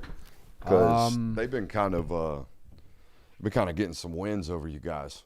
I think so. Yeah. Now, like Clemson fans claim that Kareem Hewley was a win But Georgia didn't really recruit Kareem Hewley like that. They liked Kareem Hewley, but they didn't love him and go all in on him. There were other quarterbacks that they prioritized in the class, and then I think fell back on that one after they missed on some other guys, which Lord knows they missed on some other guys at the quarterback position this year. But that'll be interesting tomorrow night at 6 o'clock. Like I said, my prediction is I think he's going to end up at Georgia. We'll see. Now, y'all want some flip targets? Oh, yeah, Yes, let's please. hear it. This was made readily available at patreon.com/Brooks Austin about a week ago. I knew that was coming. People don't do that anymore. Quit us and then you tweaking. Unfortunate. What a time. I got 100% this guy flips. Ooh, 100%. 100% if he plays the first 3 games relatively well. Because he has no varsity tape. Mm-hmm. And he's a UConn commit.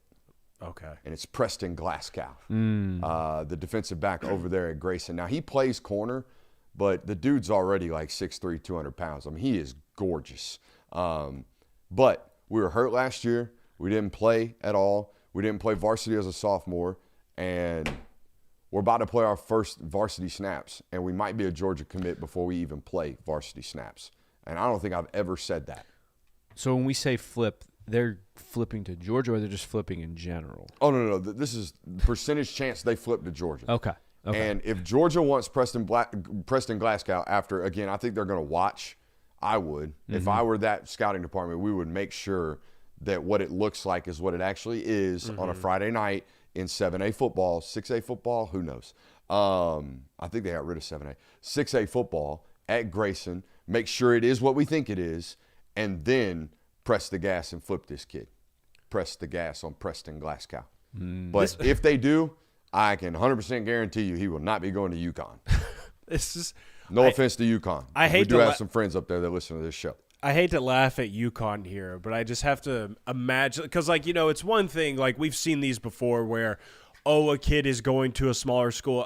Georgia said not so fast. They're actually coming to us. Sorry about that. Like, and these schools think they found like a diamond in the rough somewhere, but this one of all the situations where this kid has never played a varsity snap, was hurt all last year, so didn't play football outside of JV, and UConn has him committed, and Georgia still, without seeing varsity film, is like, no. He's going to be in Athens next year. It reminds me of that one scene from The Blind Side where it's like, oh, Tennessee's here. Yeah. Yeah.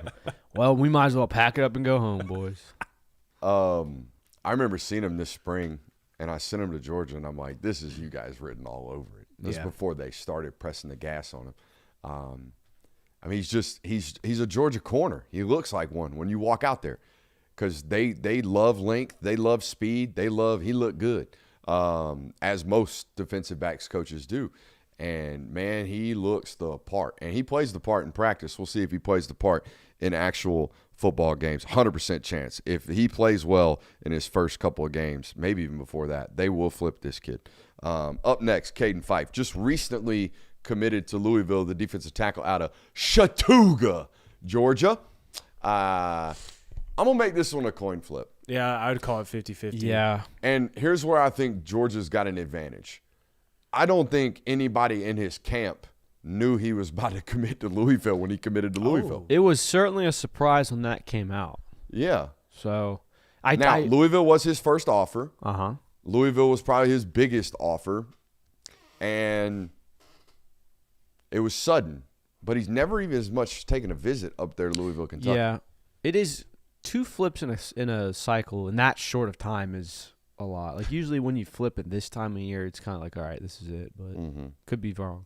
Well, no, he just committed to Louisville. He didn't flip to Well, yeah. Oh, no, he did. He was a at Tennessee Tennessee. commit. Correct. Tennessee Yeah. commit, But he didn't flipped to Louisville. He didn't flip to Louisville. It was He decommit. committed to Tennessee, Decommit. and then he committed to Louisville. But I count that as a flip. Yeah. Like, there was a month in between where he wasn't committed anywhere. But Apparently we have inside sources in the chat.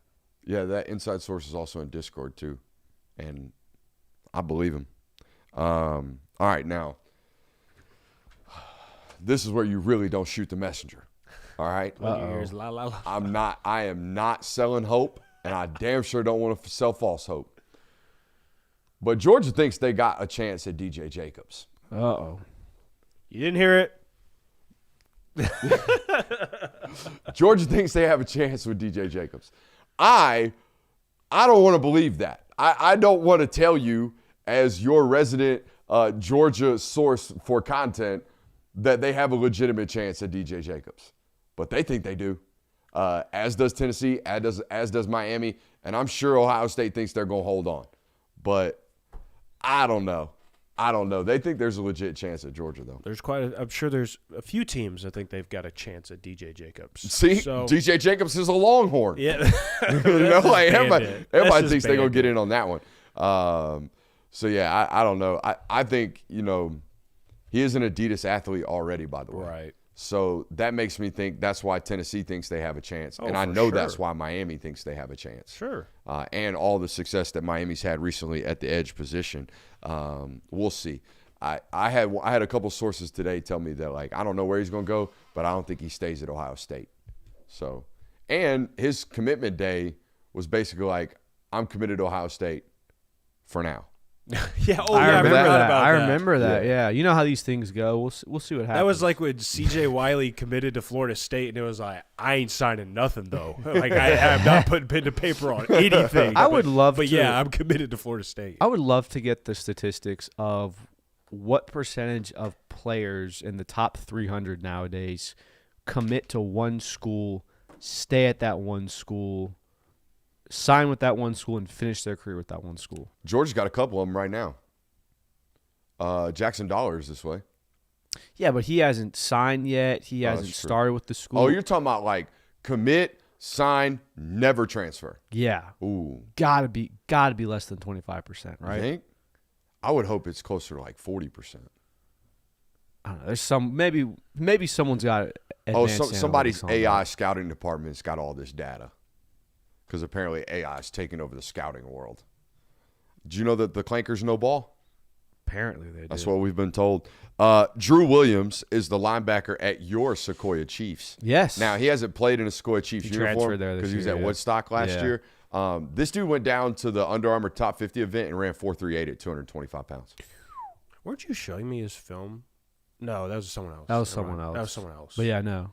That was the other linebacker at Sequoia, right? Yeah. Where's he going? I don't remember. Big Ten school? I don't remember. Come on, dude. Be our insider. I and thought go you tell him are to go our to Georgia. Chiefs insider. Sorry, guys. You Raider fan? Off the whoa. That's the Sequoia Chiefs. Oh, yeah, you had to clarify. We're not talking about the I give Kansas this one a City 60% chance he flips to Georgia, and here's why. He's a Kentucky commit, and he plays linebacker. Schumann kind of gets what he wants normally. So if he pushes, he'll probably get it. I'll text Coach Teeter. Tell him. Send that kid. Send him to Athens, Coach. Nash Johnson, the third. It's a cornerback at McEachern, currently committed to Auburn. I don't know how I feel about this one, but I will say this. I was at McEachern for their scrimmage this spring, and I think T-Rob probably spent 45 minutes talking to Nash. And if T-Rob likes you, he got a pretty good track record. The dude can recruit. But he does play corner, so maybe, we'll see. You're going to have to commit to Dante. You know what I mean? You're going to have to buy into what Dante's selling on top of what Kirby's selling, on top of what T-Rob is selling, on top of what Andrew Thacker is selling, on top of what Glenn Schumann is selling. What? Oh, never mind. I got a Twitter alert and thought it was something. It was NFL related, but. Any chance on Fakatu or Curry? They are not on this list. I think they believe those two are solidified at their respective schools, Texas and Ohio State. Tayshawn or Tashawn? Tashawn, I would say. Tashawn Poole. Now, the rest of these are basically safeties. They got like 7 safeties I got sent to me that they're going to try to work on and ultimately flip. And you're right, because they're going to lose a lot of safeties. We talked about it yesterday. Yeah, that was going to be I jokingly said it before the show. It's going to be Dinkins and Tyreek. But that's basically from a playing standpoint. Stewart. And I'm talking about like guys that are going to play this year, like guys that are like, oh yeah, that guy's returning. It'll be Tyreek and Rayshon Dinkins. Riddle's got 2. Oh yeah, that's right. Riddle's Riddle does got have 2 another years year of of eligibility. That's a good call. So there might be a couple of bodies in that room. Balls out this year. Plausible. I mean, the ECU tape is damn good. there is a possibility that you lose your entire starting defensive backfield this year. which Very true. not right. Now, this one I don't give very good chances because of where he's located and who he's committed to. Davion Jones. He is a defensive back out of North Carolina that's committed to South Carolina. Shane Beamer cannot afford to have anybody leave that commitment class. Shane Beamer is Mr. Don't fire me, I got recruiting momentum. Mm-hmm. And there's not a ton of it in this 27 class. And he also strikes me as, once you commit to him, there's a couple of examples of flips, but the higher end guys at their class, they'll cut the bottom of it just to make sure they keep the top of it. Does that make sense? Yeah. And I just don't know. I haven't heard much about them pushing for Davion like they have for the next guy, Jaden Aprecio-Bailey. He is a Clemson commit right now. And I put this at about 25% chance, and here's why. Clemson's a hard school to flip. Yeah. Clemson's a really, really hard school to flip. Normally when those kids commit to Clemson, they're not even allowed to, visit other places. They do. So there's some magic sauce up there. It's not impossible, though. It's not impossible. Do you have an example? Wasn't Dalen Everett a Clemson commit? So 5 years ago. Yeah. Can be done. I think he's going to Clemson. A.J. Tillman. He's listed as an athlete. I saw him this spring. He's at Lithonia High School. He's committed to Louisville right now. He is a slot receiver. Now, he might play nickel corner in college, but not for you guys. You guys don't play, other than Tyke Smith and Javon Bullard, y'all don't really play really undersized nickels. Normally, they're bigger, longer football players. Normally, they look like Khalil Barnes, to be honest with you. But Tillman's not even as thick as Bull was or thick as Tyke Smith was. Tillman's more like 5'11", 170 pounds. I think he's going to be a slot receiver in college. I think that's what he's committed to Louisville to play. If you want him, I think you might end up getting him. I think that's bait. in relation to That's bait. the timeline Oh. of Dalen Everett, which he wasn't fired. He took a left. job. Yeah, he took a job. I see what you're saying. Yeah. Couple reasons. Louisville, I think you got a chance for an in-state kid over Louisville. Same thing with Caden Fife. And Lithonia. You know who else is committed from Lithonia? Who? Kennedy Jackson, the offensive lineman. So maybe there's some, hey, man, come be a dog with me, man. They flipped Kennedy, so. Corey Hadley is a safety out of Sandy Creek, currently committed to Nebraska. How do I say this without being demeaning? Especially if they're attempting to flip him, if they need to flip him. I think he's lower on the totem pole. I mean, hell, he's the sixth safety we've talked about tonight. And for as long as I've covered him, I've never felt like Georgia loved him.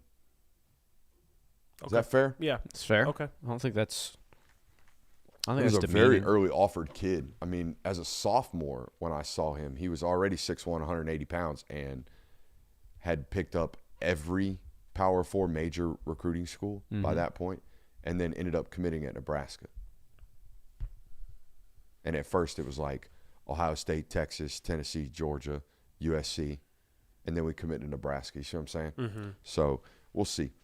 There we go. Don't hold me to it. Do not hold me to it. Y'all want to go streaking, or do you want to talk about legacies? Let's talk about legacies. The streaking really is making me uncomfortable. All right, here's how this segment's going to work. If Gunnar Stockton takes the leap that we're all projecting him or hoping that he ultimately takes, here's my take on his legacy. Gunnar Stockton could go down as the damnedest of good dogs of all time. Wow. I mean, yeah, that's a great way to phrase it. There is no better DGD than Gunnar Stockton if he takes his team to a national title game. Yeah, I mean, honestly, even if he just takes that next step, it doesn't even have to necessarily result in a national title. But, if he takes them to the Final Four or he plays better, he is one of the most easy-to-like players Georgia has had. I mean, Stetson won 2 titles, and he's not still unanimously loved in this place. Mm-hmm. Gunnar might go down as the most liked and likable Georgia football player in the Kirby Smart era. Because Herschel holds a special place in a lot of older Georgia fans' hearts. But this dude might go down as the DGD of all DGDs. He would be in the the point where we'll say, yeah, he's a damn good dog, but he ain't Gunnar Stockton. He would be in the same category as Nick Chubb. That's where I would put him in that discussion. I think he would surpass him. But He's a quarterback. But like what I'm And saying he drives is an F-150. Nick Chubb is one of the most loved Georgia players ever, or at least over the last 20 years. Because I mean, he balled out at Georgia. He was really good. All of that's great, but he just embodied Georgia. Like when you think about a Georgia football player, you think of a guy like Nick Chubb. It was no nonsense. It was let's line up, play football. I'm going to do my job, and that's it. That's what Gunnar Stockton is to me. That's the category I put him in. Like chat's talking about Pollock. Pollock even lost some of this because of his days at ESPN. I talked to Georgia fans that thought Pollock went out of his way to criticize Georgia to make sure people didn't think he was a homer. I would be comfortable saying Gunnar Stockton can secure the legacy of the second greatest Georgia quarterback of all time this year. I think when we get into the damnedest of good dogs, like it's such a objective term. I think like there's no rigid set. Like if Gunnar Stockton improves like we think he can and Georgia goes on to win a national title, you've got a guy who in a modern era of college football sat on the bench for 3 years, was thrown into the fire in the SEC championship game, won you that game, led you to another SEC championship, and then led you to a national championship in this final season starting. That story only gets beat out by what Stetson Bennett did. So I would say he is far and away the second greatest Georgia quarterback of all time if he does that. Yeah, I mean, getting hardware alone, like a national title, puts you up in that list. Now, whether you wanted to decide, like some people would say talent overtakes that a little bit, like an Aaron Murray or Matthew Stafford, understandable. But from a hardware standpoint, from the legacy that he would leave Georgia with, hard to argue against that. Like, especially – like, imagine this, where he leaves after 2 years of starting. If he does win a national title this year, and let's say Georgia goes undefeated, that dude would have three career losses technically because of the Sugar Bowl his first year as the starter, where he had a spot start for Carson, but really 2 losses in his entire career. Mm-hmm. Give me some more. Ellis is looked at right now as a very, very, really good cornerback. I think this year he can put himself up in the echelon of some of the greatest of the Kirby Smart era, like in the DeAndre Baker, Kamari Lassiter sense. And even, I mean, those two guys, I think that you could put him up there. And if he becomes what we think and what we hope he is capable of being. Yeah, absolutely. I mean, it really is like DeAndre Baker status. Like that's what it's reaching. Like that's who you're measuring yourself against when it comes. Now, Kamari Lassiter. You got to have that season though. Oh, I know. That's I what feel I'm like saying. Kamari had 2 great years. He did. Kamari had 2 really, really, really great years. And Ellis had a great back end of last year. Mm-hmm. And if he's a strap this year, we are in the DeAndre Baker category. Because that was kind of Baker's role, right? Where Baker was okay in 17, and then 18, it was that is the best corner in college football. Yeah, you're not thrown to that side of the field. No, that's exactly what DeAndre Baker was. But I mean, Ellis would have to do some crazy things this year to even win the Jim Thorpe Award. Oh, for sure. It's almost because that's voted on by media, right? I believe so. Yeah. Look that up. If it is, it's already got Leonard Moore's name written on it. Sure, and I don't think winning or losing the Jim Thorpe Award would would validate putting him up against it. Like, DeAndre Baker's 2018 season resulted in the Jim Thorpe Award, but I think even if DeAndre Baker... Is it a half and half situation? No, it's National Selection Committee, includes Oklahoma Sports Hall of Fame in-house committee, past award winners, National College Football Award Association members, and national sports writers. So it is a... Why does Oklahoma have ties to that? Did Jim Thorpe play at Oklahoma? Pretty sure he did, yeah. It's a weird caveat there on that. Either way, go down the wiki hole. Either way, he could very easily put himself up in that Mount Everest. He's from Oklahoma. He did not play at Oklahoma. Okay. If KJ Bolden has a Malachi Starks-esque season from a play standpoint and a highlight standpoint, what happens to his legacy? Where is he at in the echelon? That's a great question because there's so much ambiguity where KJ, like, safety is one of those positions in college football where it's very hard to judge by legacy unless you made highlight plays or you were just such a beloved player. And it's a combination of both sometimes. Like, Richard LeCount, I think, embodies this because, he made a lot of big plays. But Talk Richie to me. But at the same point, he was a really beloved player and kind of embodied what that Kirby Smart mentality was. Like, for that same exact reason, I think Chris Smith's another one of these guys. So KJ Bolden can certainly put himself up there. Where his ceiling is at as far as legacy goes, I'm not really sure. Because up to this point, like, there hasn't been that's the KJ Bolden play. Like, Malachi Starks had multiple of those plays. Chris Smith had plays like that. Richard LeCount had moments like that. Like, there's got to be a moment where you can look back to and go, that's what I think of when I hear the name KJ Bolden. Chris Cole is already labeled as a very talented linebacker, arguably the best linebacker in Georgia's room right now. If he does just go absolutely stupid this year, like if he puts up the sack numbers, he leads that room in tackles, like he is maybe the most impactful player on that defense. Could he go down as the most talented linebacker to come out of Georgia? Now let me put this down. Roquan Smith is the best linebacker to come out of NFL body. Yeah, like is the best linebacker to come out of Georgia. Like let me put that there first. But like most talented. Yeah, like I thought Sonny Styles was the best linebacker at Ohio State last year for my money, but Arvell Reese was the most talented. Right. That's the discussion I want to have. Okay.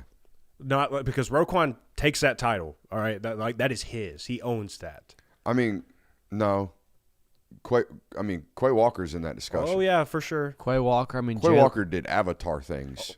At Georgia, but I get as those has Chris feelings. Cole. Chris Cole has done these things. I mean, you're also I should say, are very swayed in this conversation because we just got done watching the Sugar Bowl. I know, and that dude did goofy things in that football game. But it's good that you bring up Quay Walker in this discussion because I like during Quay Walker's time at Georgia. Gotta get you a new chair. I still get some WD-40. Yeah. I'm not going to buy a whole new chair, dude. Every time – Quay Walker is one of those people of like every time I saw him on the field, at least in person, it was like that just doesn't look real. Yeah. A guy that mold playing linebacker doesn't look real. Every time I see Chris Cole, it's like, who is this? Like this doesn't look like anybody else. Chat's talking about Boss Bailey, and I know I'm young, or a little bit younger. I'm not that young. Boss was always just a great athlete that I never felt was a great football player. Is that fair? He was a pretty damn good football player. Yeah. Okay. I mean, I know he blocked a lot of field goals. He's best known for blocking field goals, but he was also a really, really good football player there. Like, did we have a 90 tackle season? I don't believe so, but I also don't think that was ever going to be like. Chat will correct me if I'm wrong there. But I think he was a really good linebacker for Georgia. Mm-hmm. No, you're right, Jonathan. I don't know if we've ever had a guy that's going to play this many snaps over his career at Georgia that is this gifted. Because Quay is in that discussion, but Quay didn't really play until his last year. Correct. Like I think maybe complete is the better word to use here because like Chris Cole legitimately can do it all that you need him to do. Yeah. Alec Ogletree? Alec Ogletree was a great one. Alec Ogletree. He was a freak. Yeah, he was. Loved watching Thomas Davis played safety in college. Mm-hmm. So that doesn't really count. People forget that. Yeah. Where did he find those 40 pounds? Because by the time he got done playing, he was like 240. He dealt with a lot of knee injuries. And I think that they were just like, hey, you're not as quick and because I mean this is 20 years ago. ACL surgeries have changed, so it was like, why don't you just play in the box now? Drew Bobo could go down as the best center of the Kirby Smart era. The best, huh? Of the Kirby Smart era. It's. Okay. I mean, it's him or Cedric. Yeah, I was about to say. Yeah, Jared Wilson maybe. No. Sorry. I'd say no. Jared Wilson, great talent, did not play what he was even drafted at. No. For Plays me. Guard. No, I mean, like, he didn't play at the rate that he was I see what you're drafted saying. at. Is what I see I'm what you're saying. saying. Yeah. No, I'm 100% convinced that by year's end, I think I'm going to put him in the David Andrews, Ben Jones category. Yeah, it's pretty hard to top SVP just because like Drew's going to have 2 full seasons. I'm the biggest SVP guy there is. I know. I love Cedric, but this kid's played special football. Him and Cedric are very similar in the sense of the impact that they have when they are on the field. Like those guys impact the game in so many other ways than just blocking the guy in front of them. Like they go past that. So I understand the sentiment. But again, just me personally, like, it would be hard to put him past that. But I mean, he certainly has been maybe one of the more underrated players of the last year for Georgia. And it's also one of those positions where you become loved and labeled by what you do. Like, everyone loves David Andrews because of how much energy he played with. Like, the first thing you think of David Andrews is him running down the sideline after Nick Chubb scored against Auburn. You think of Ben Jones for the crazy stories. Cedric Van Pran because he was a part of those national championship teams and was such a leader. Like, Drew Bobo has to have one of those moments as well. It can't just be, like, really great player talent-wise because, let's be honest, the normal college football fan does not recognize just sheer talent, especially on the offensive line. There has to be something extra that goes past that. I will say Cedric's one of the few players that I feel like lived up to everything we thought he was going to be. Cedric won a Leader of the Year award in the state of Louisiana 2 times in a row. I think he's the only player in the state of Louisiana to ever do it. He came into Georgia as the highest rated center in his class. It was known that this guy is the future of the position. He will be the leader of our football team at some point, and he was that by, I think, year 2, and then went on to win 2 national championships. Yep. So I know what I'm saying here. Mm-hmm. But Drew is – I think I wanted to connote how special I think Drew Bobo is. Yeah, no, definitely. I mean, we can stay in that regard of, like, we know the labels that have been placed on Mike Bobo. What can the absolute peak and penultimate of his legacy be after this season? Like, is it even at this point something where it's just too far gone? Like, no Georgia fan is ever going to – You win a title, people will shut up. That's the bar. For those people, for those haters, Yeah. absolutely. But here's the thing, though. Yeah. We said this about Stetson Bennett, and then they moaned and groaned when he announced he was coming back. And even after he won the second, there are people that still go, yeah, but it was the I didn't like the way he handled himself in the parade. Yeah, he needs to have more class. Like, so Why doesn't he come back? It's very niche that you're using a radio voice for that, considering one of the very niche that you're doing that. But, like, short. God, I hated those opinions. Yeah, it was ridiculous. Dude delivers a second national title, and people are like, well, he sure was a butt in his speech. He wasn't sober? Shocker. Sorry that he wasn't sober after winning a second national title. And that's kind of what I'm, like, worried about with Mike Bobo. Like, anything short of, like, putting together a 2019 or 2020 Alabama or LSU type offensive performance, like, are people ever going to really come around and say, you know what, I was wrong about Mike Bobo. He is a good offensive coordinator. Now, I will say this too, like what you're getting at with Stetson of, like, even after winning the titles, there were still haters. Like, it would be and this is what the irony would be if Mike Bobo were to win a national title, and it'd be like, okay, all the Bobo haters have to shut up now. It would be what they did to Stetson. It would be, well, yeah, all it took was 3 generational tight ends and, like, that type of stuff. Like, that's what it would be. Like, that's the type of stuff. That's how they would then shift the argument. Yeah, I mean, the goalposts are always going to move. Even though they never bring that up with Tom Munkin. The goalposts are always going to move and all those things. Like, you're absolutely right of people are too proud to admit they were wrong about something most of the time. Now, there's a lot of people that have come forward and said, I was completely wrong about Stetson Bennett, super glad, but there's still a large fraction that will find, but I wasn't completely wrong in this regard. I mean, he scored 38 points in a playoff game, and people thought he was ass. It's his fault. It was his fault they lost. They sucked. It was those 2 punts we had in the third quarter. That's why we lost the game. He got conservative with a 10-point lead in the second half. If London Humphreys Uh-oh. has over 500 receiving yards this year, Where are we he will going? etch his name into the legacy of that guy rocked edits in 10 years. Ooh. Like, you know what I'm talking about? Oh, like 10 yeah. years from now, you're just scrolling through your timeline and it just says London Humphreys. That guy rocked. And it's just a montage of his highlights. He will be. If Bobo creates a Heisman, I'll forgive him. Yeah. Like, You know what I mean? Like, if he does something that hadn't been done in Georgia history in the last 46 years, I'll say he's all right. Jay, that is such a great pool and so accurate because, like, anytime people – and I think London Humphreys might already be, like, on that trajectory just because of what happened in 4th and 6. But, like, anytime people are like, man, you guys remember Chris Durham? You guys remember Michael I Bennett? thought that's where you were going. He'll enter Michael Bennett territory. Oh, that's he essentially won't. what No, he it won't. is. Michael Bennett was like 3 years, 800 yards a year, wasn't he? No, I don't know that many. I don't know. I feel like Michael Bennett put it up.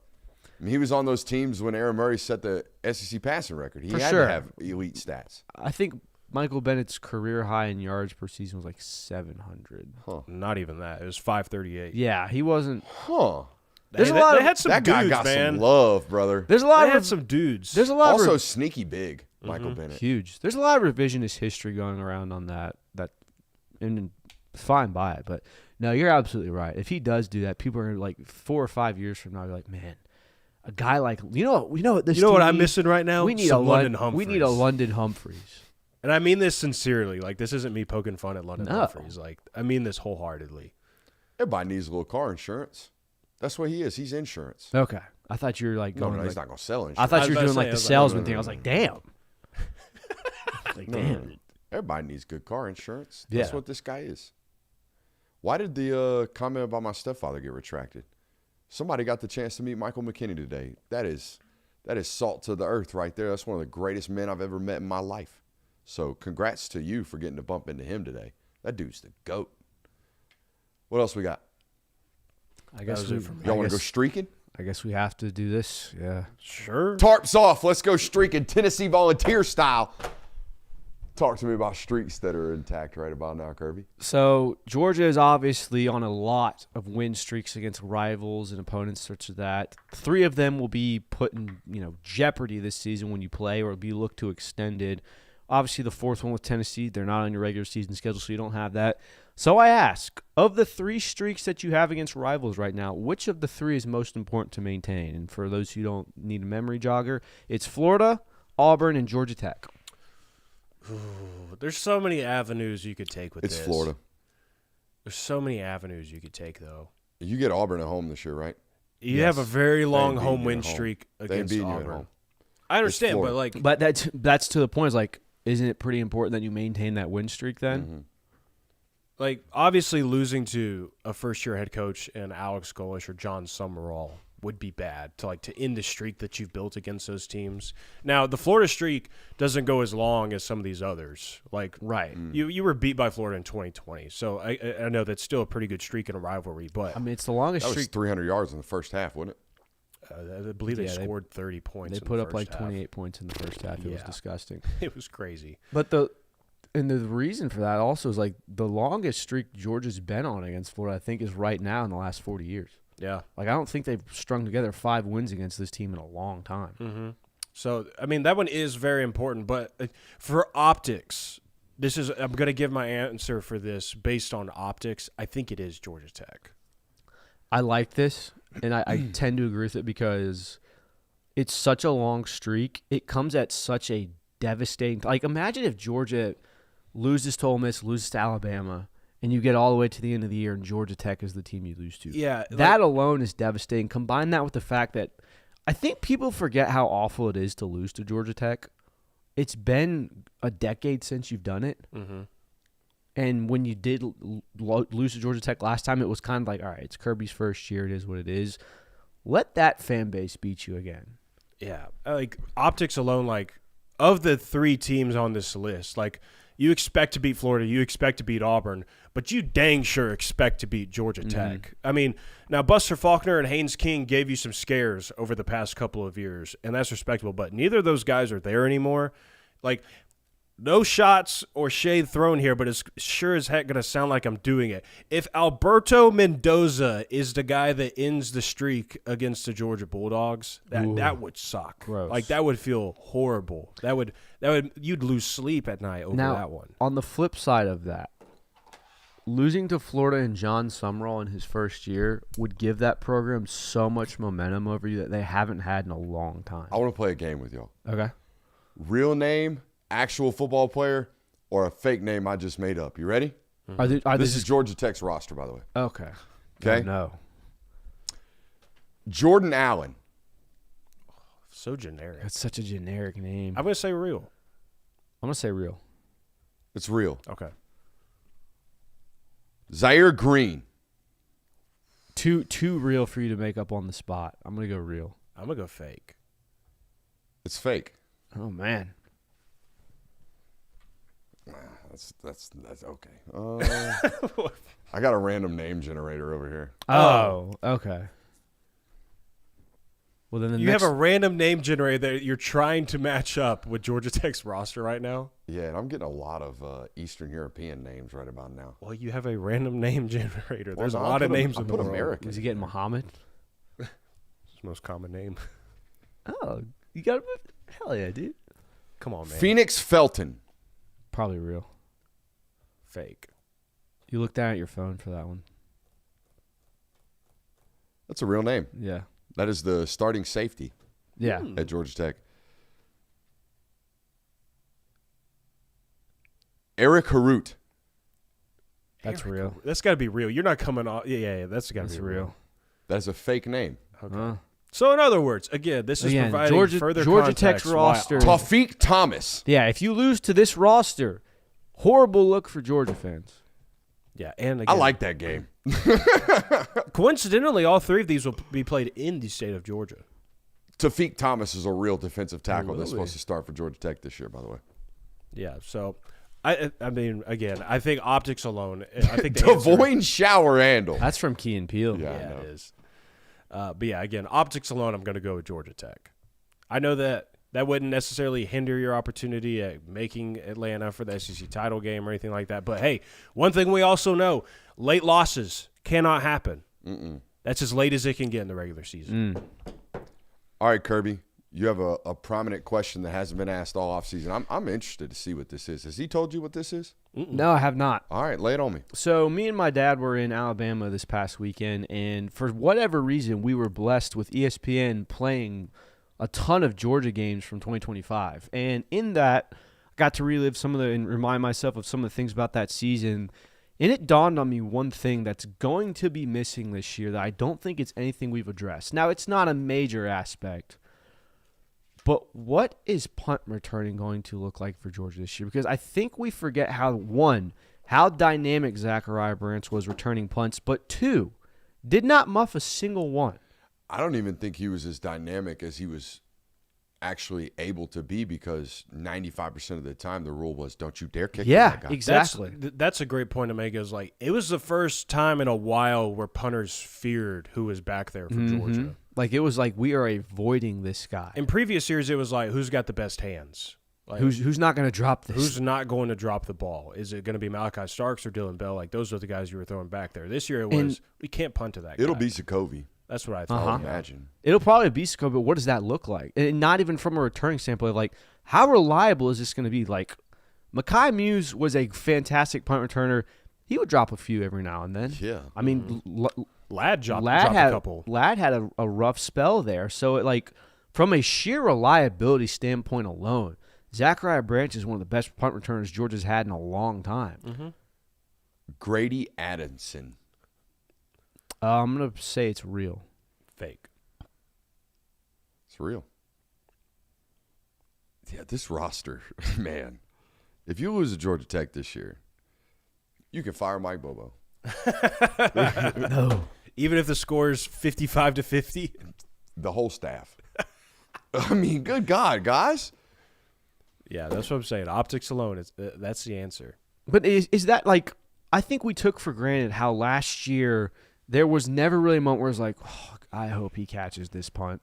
I hope that this is not a muff punt. Well, and I think more not only that, but again to some of our other points of I think we also took for granted of that was also getting the ball back via a punt also became of we might score that we may not even have to put the offense out there, we might just take it to the house right now. So maybe you get to keep that alive, if Sokovie's doing it, or did Tyreek Green return punts in high school? Probably, I assume. Yeah, so maybe he gets that role. There's not anything he didn't do. I was about to say, I assume that he did that role. Hell, so he's going to kick for him this year. I bet he could be a good left guard. he got enough heart.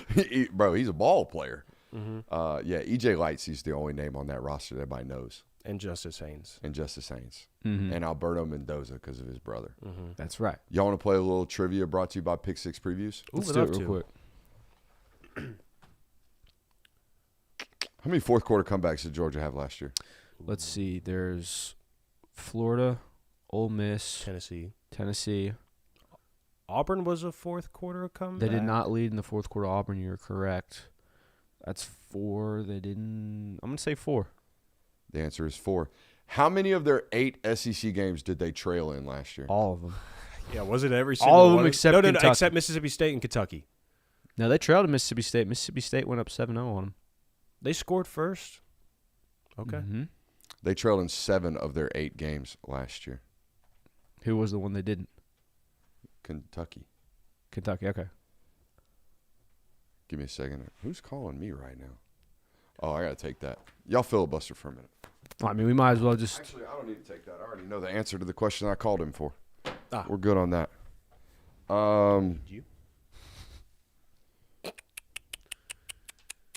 That'd have been our first sign off with him in the studio. Brooks is here, but How many starters does Georgia return from last year? I'm not going to even try and count this. I'm going to say 13. I'll That's go. too high. Don't look at chat. Okay, so they know 10, Nope. 11. 14. Oh, that was close. 13's more close. than that. Okay. Let's see here. How many yards per carry did Georgia average last year? I'm going to go 4.3. 4.9. Ooh, 4.4. Ooh, good job, Jay. I feel like I've seen that one before. 6.4. 6.4. Good Lord. How many yards per play did they average last year? By the way, this ranks 71st. 4.4. I'm going to say 5.8. 5.9. You guys are all over it. 5.7. Checks out. How many yards per game did they rush for last year? Rush for I want to say 180. 35th, by the way. 186. I don't think it was quite that high. I think it was like 168. 182. Oh. How many total yards of offense did they have last year per game? 385. That would be awful. Yeah, no. No, I think it's like 410. 413. You were almost on it with your O's. 402. Damn. How many points per game did they score last year? 31.6. I think it's 34. 32.1, which finished 28th. Wow. Fire, Mike. And they were one of the slowest offenses last year. So in other from words, one of the most efficient. Yeah. So efficiency is kind of important Get him out of here. in college football. How about passing offense? How many yards per game? 254. If it's 180 minus 402, it's just basic math. This guy sucks.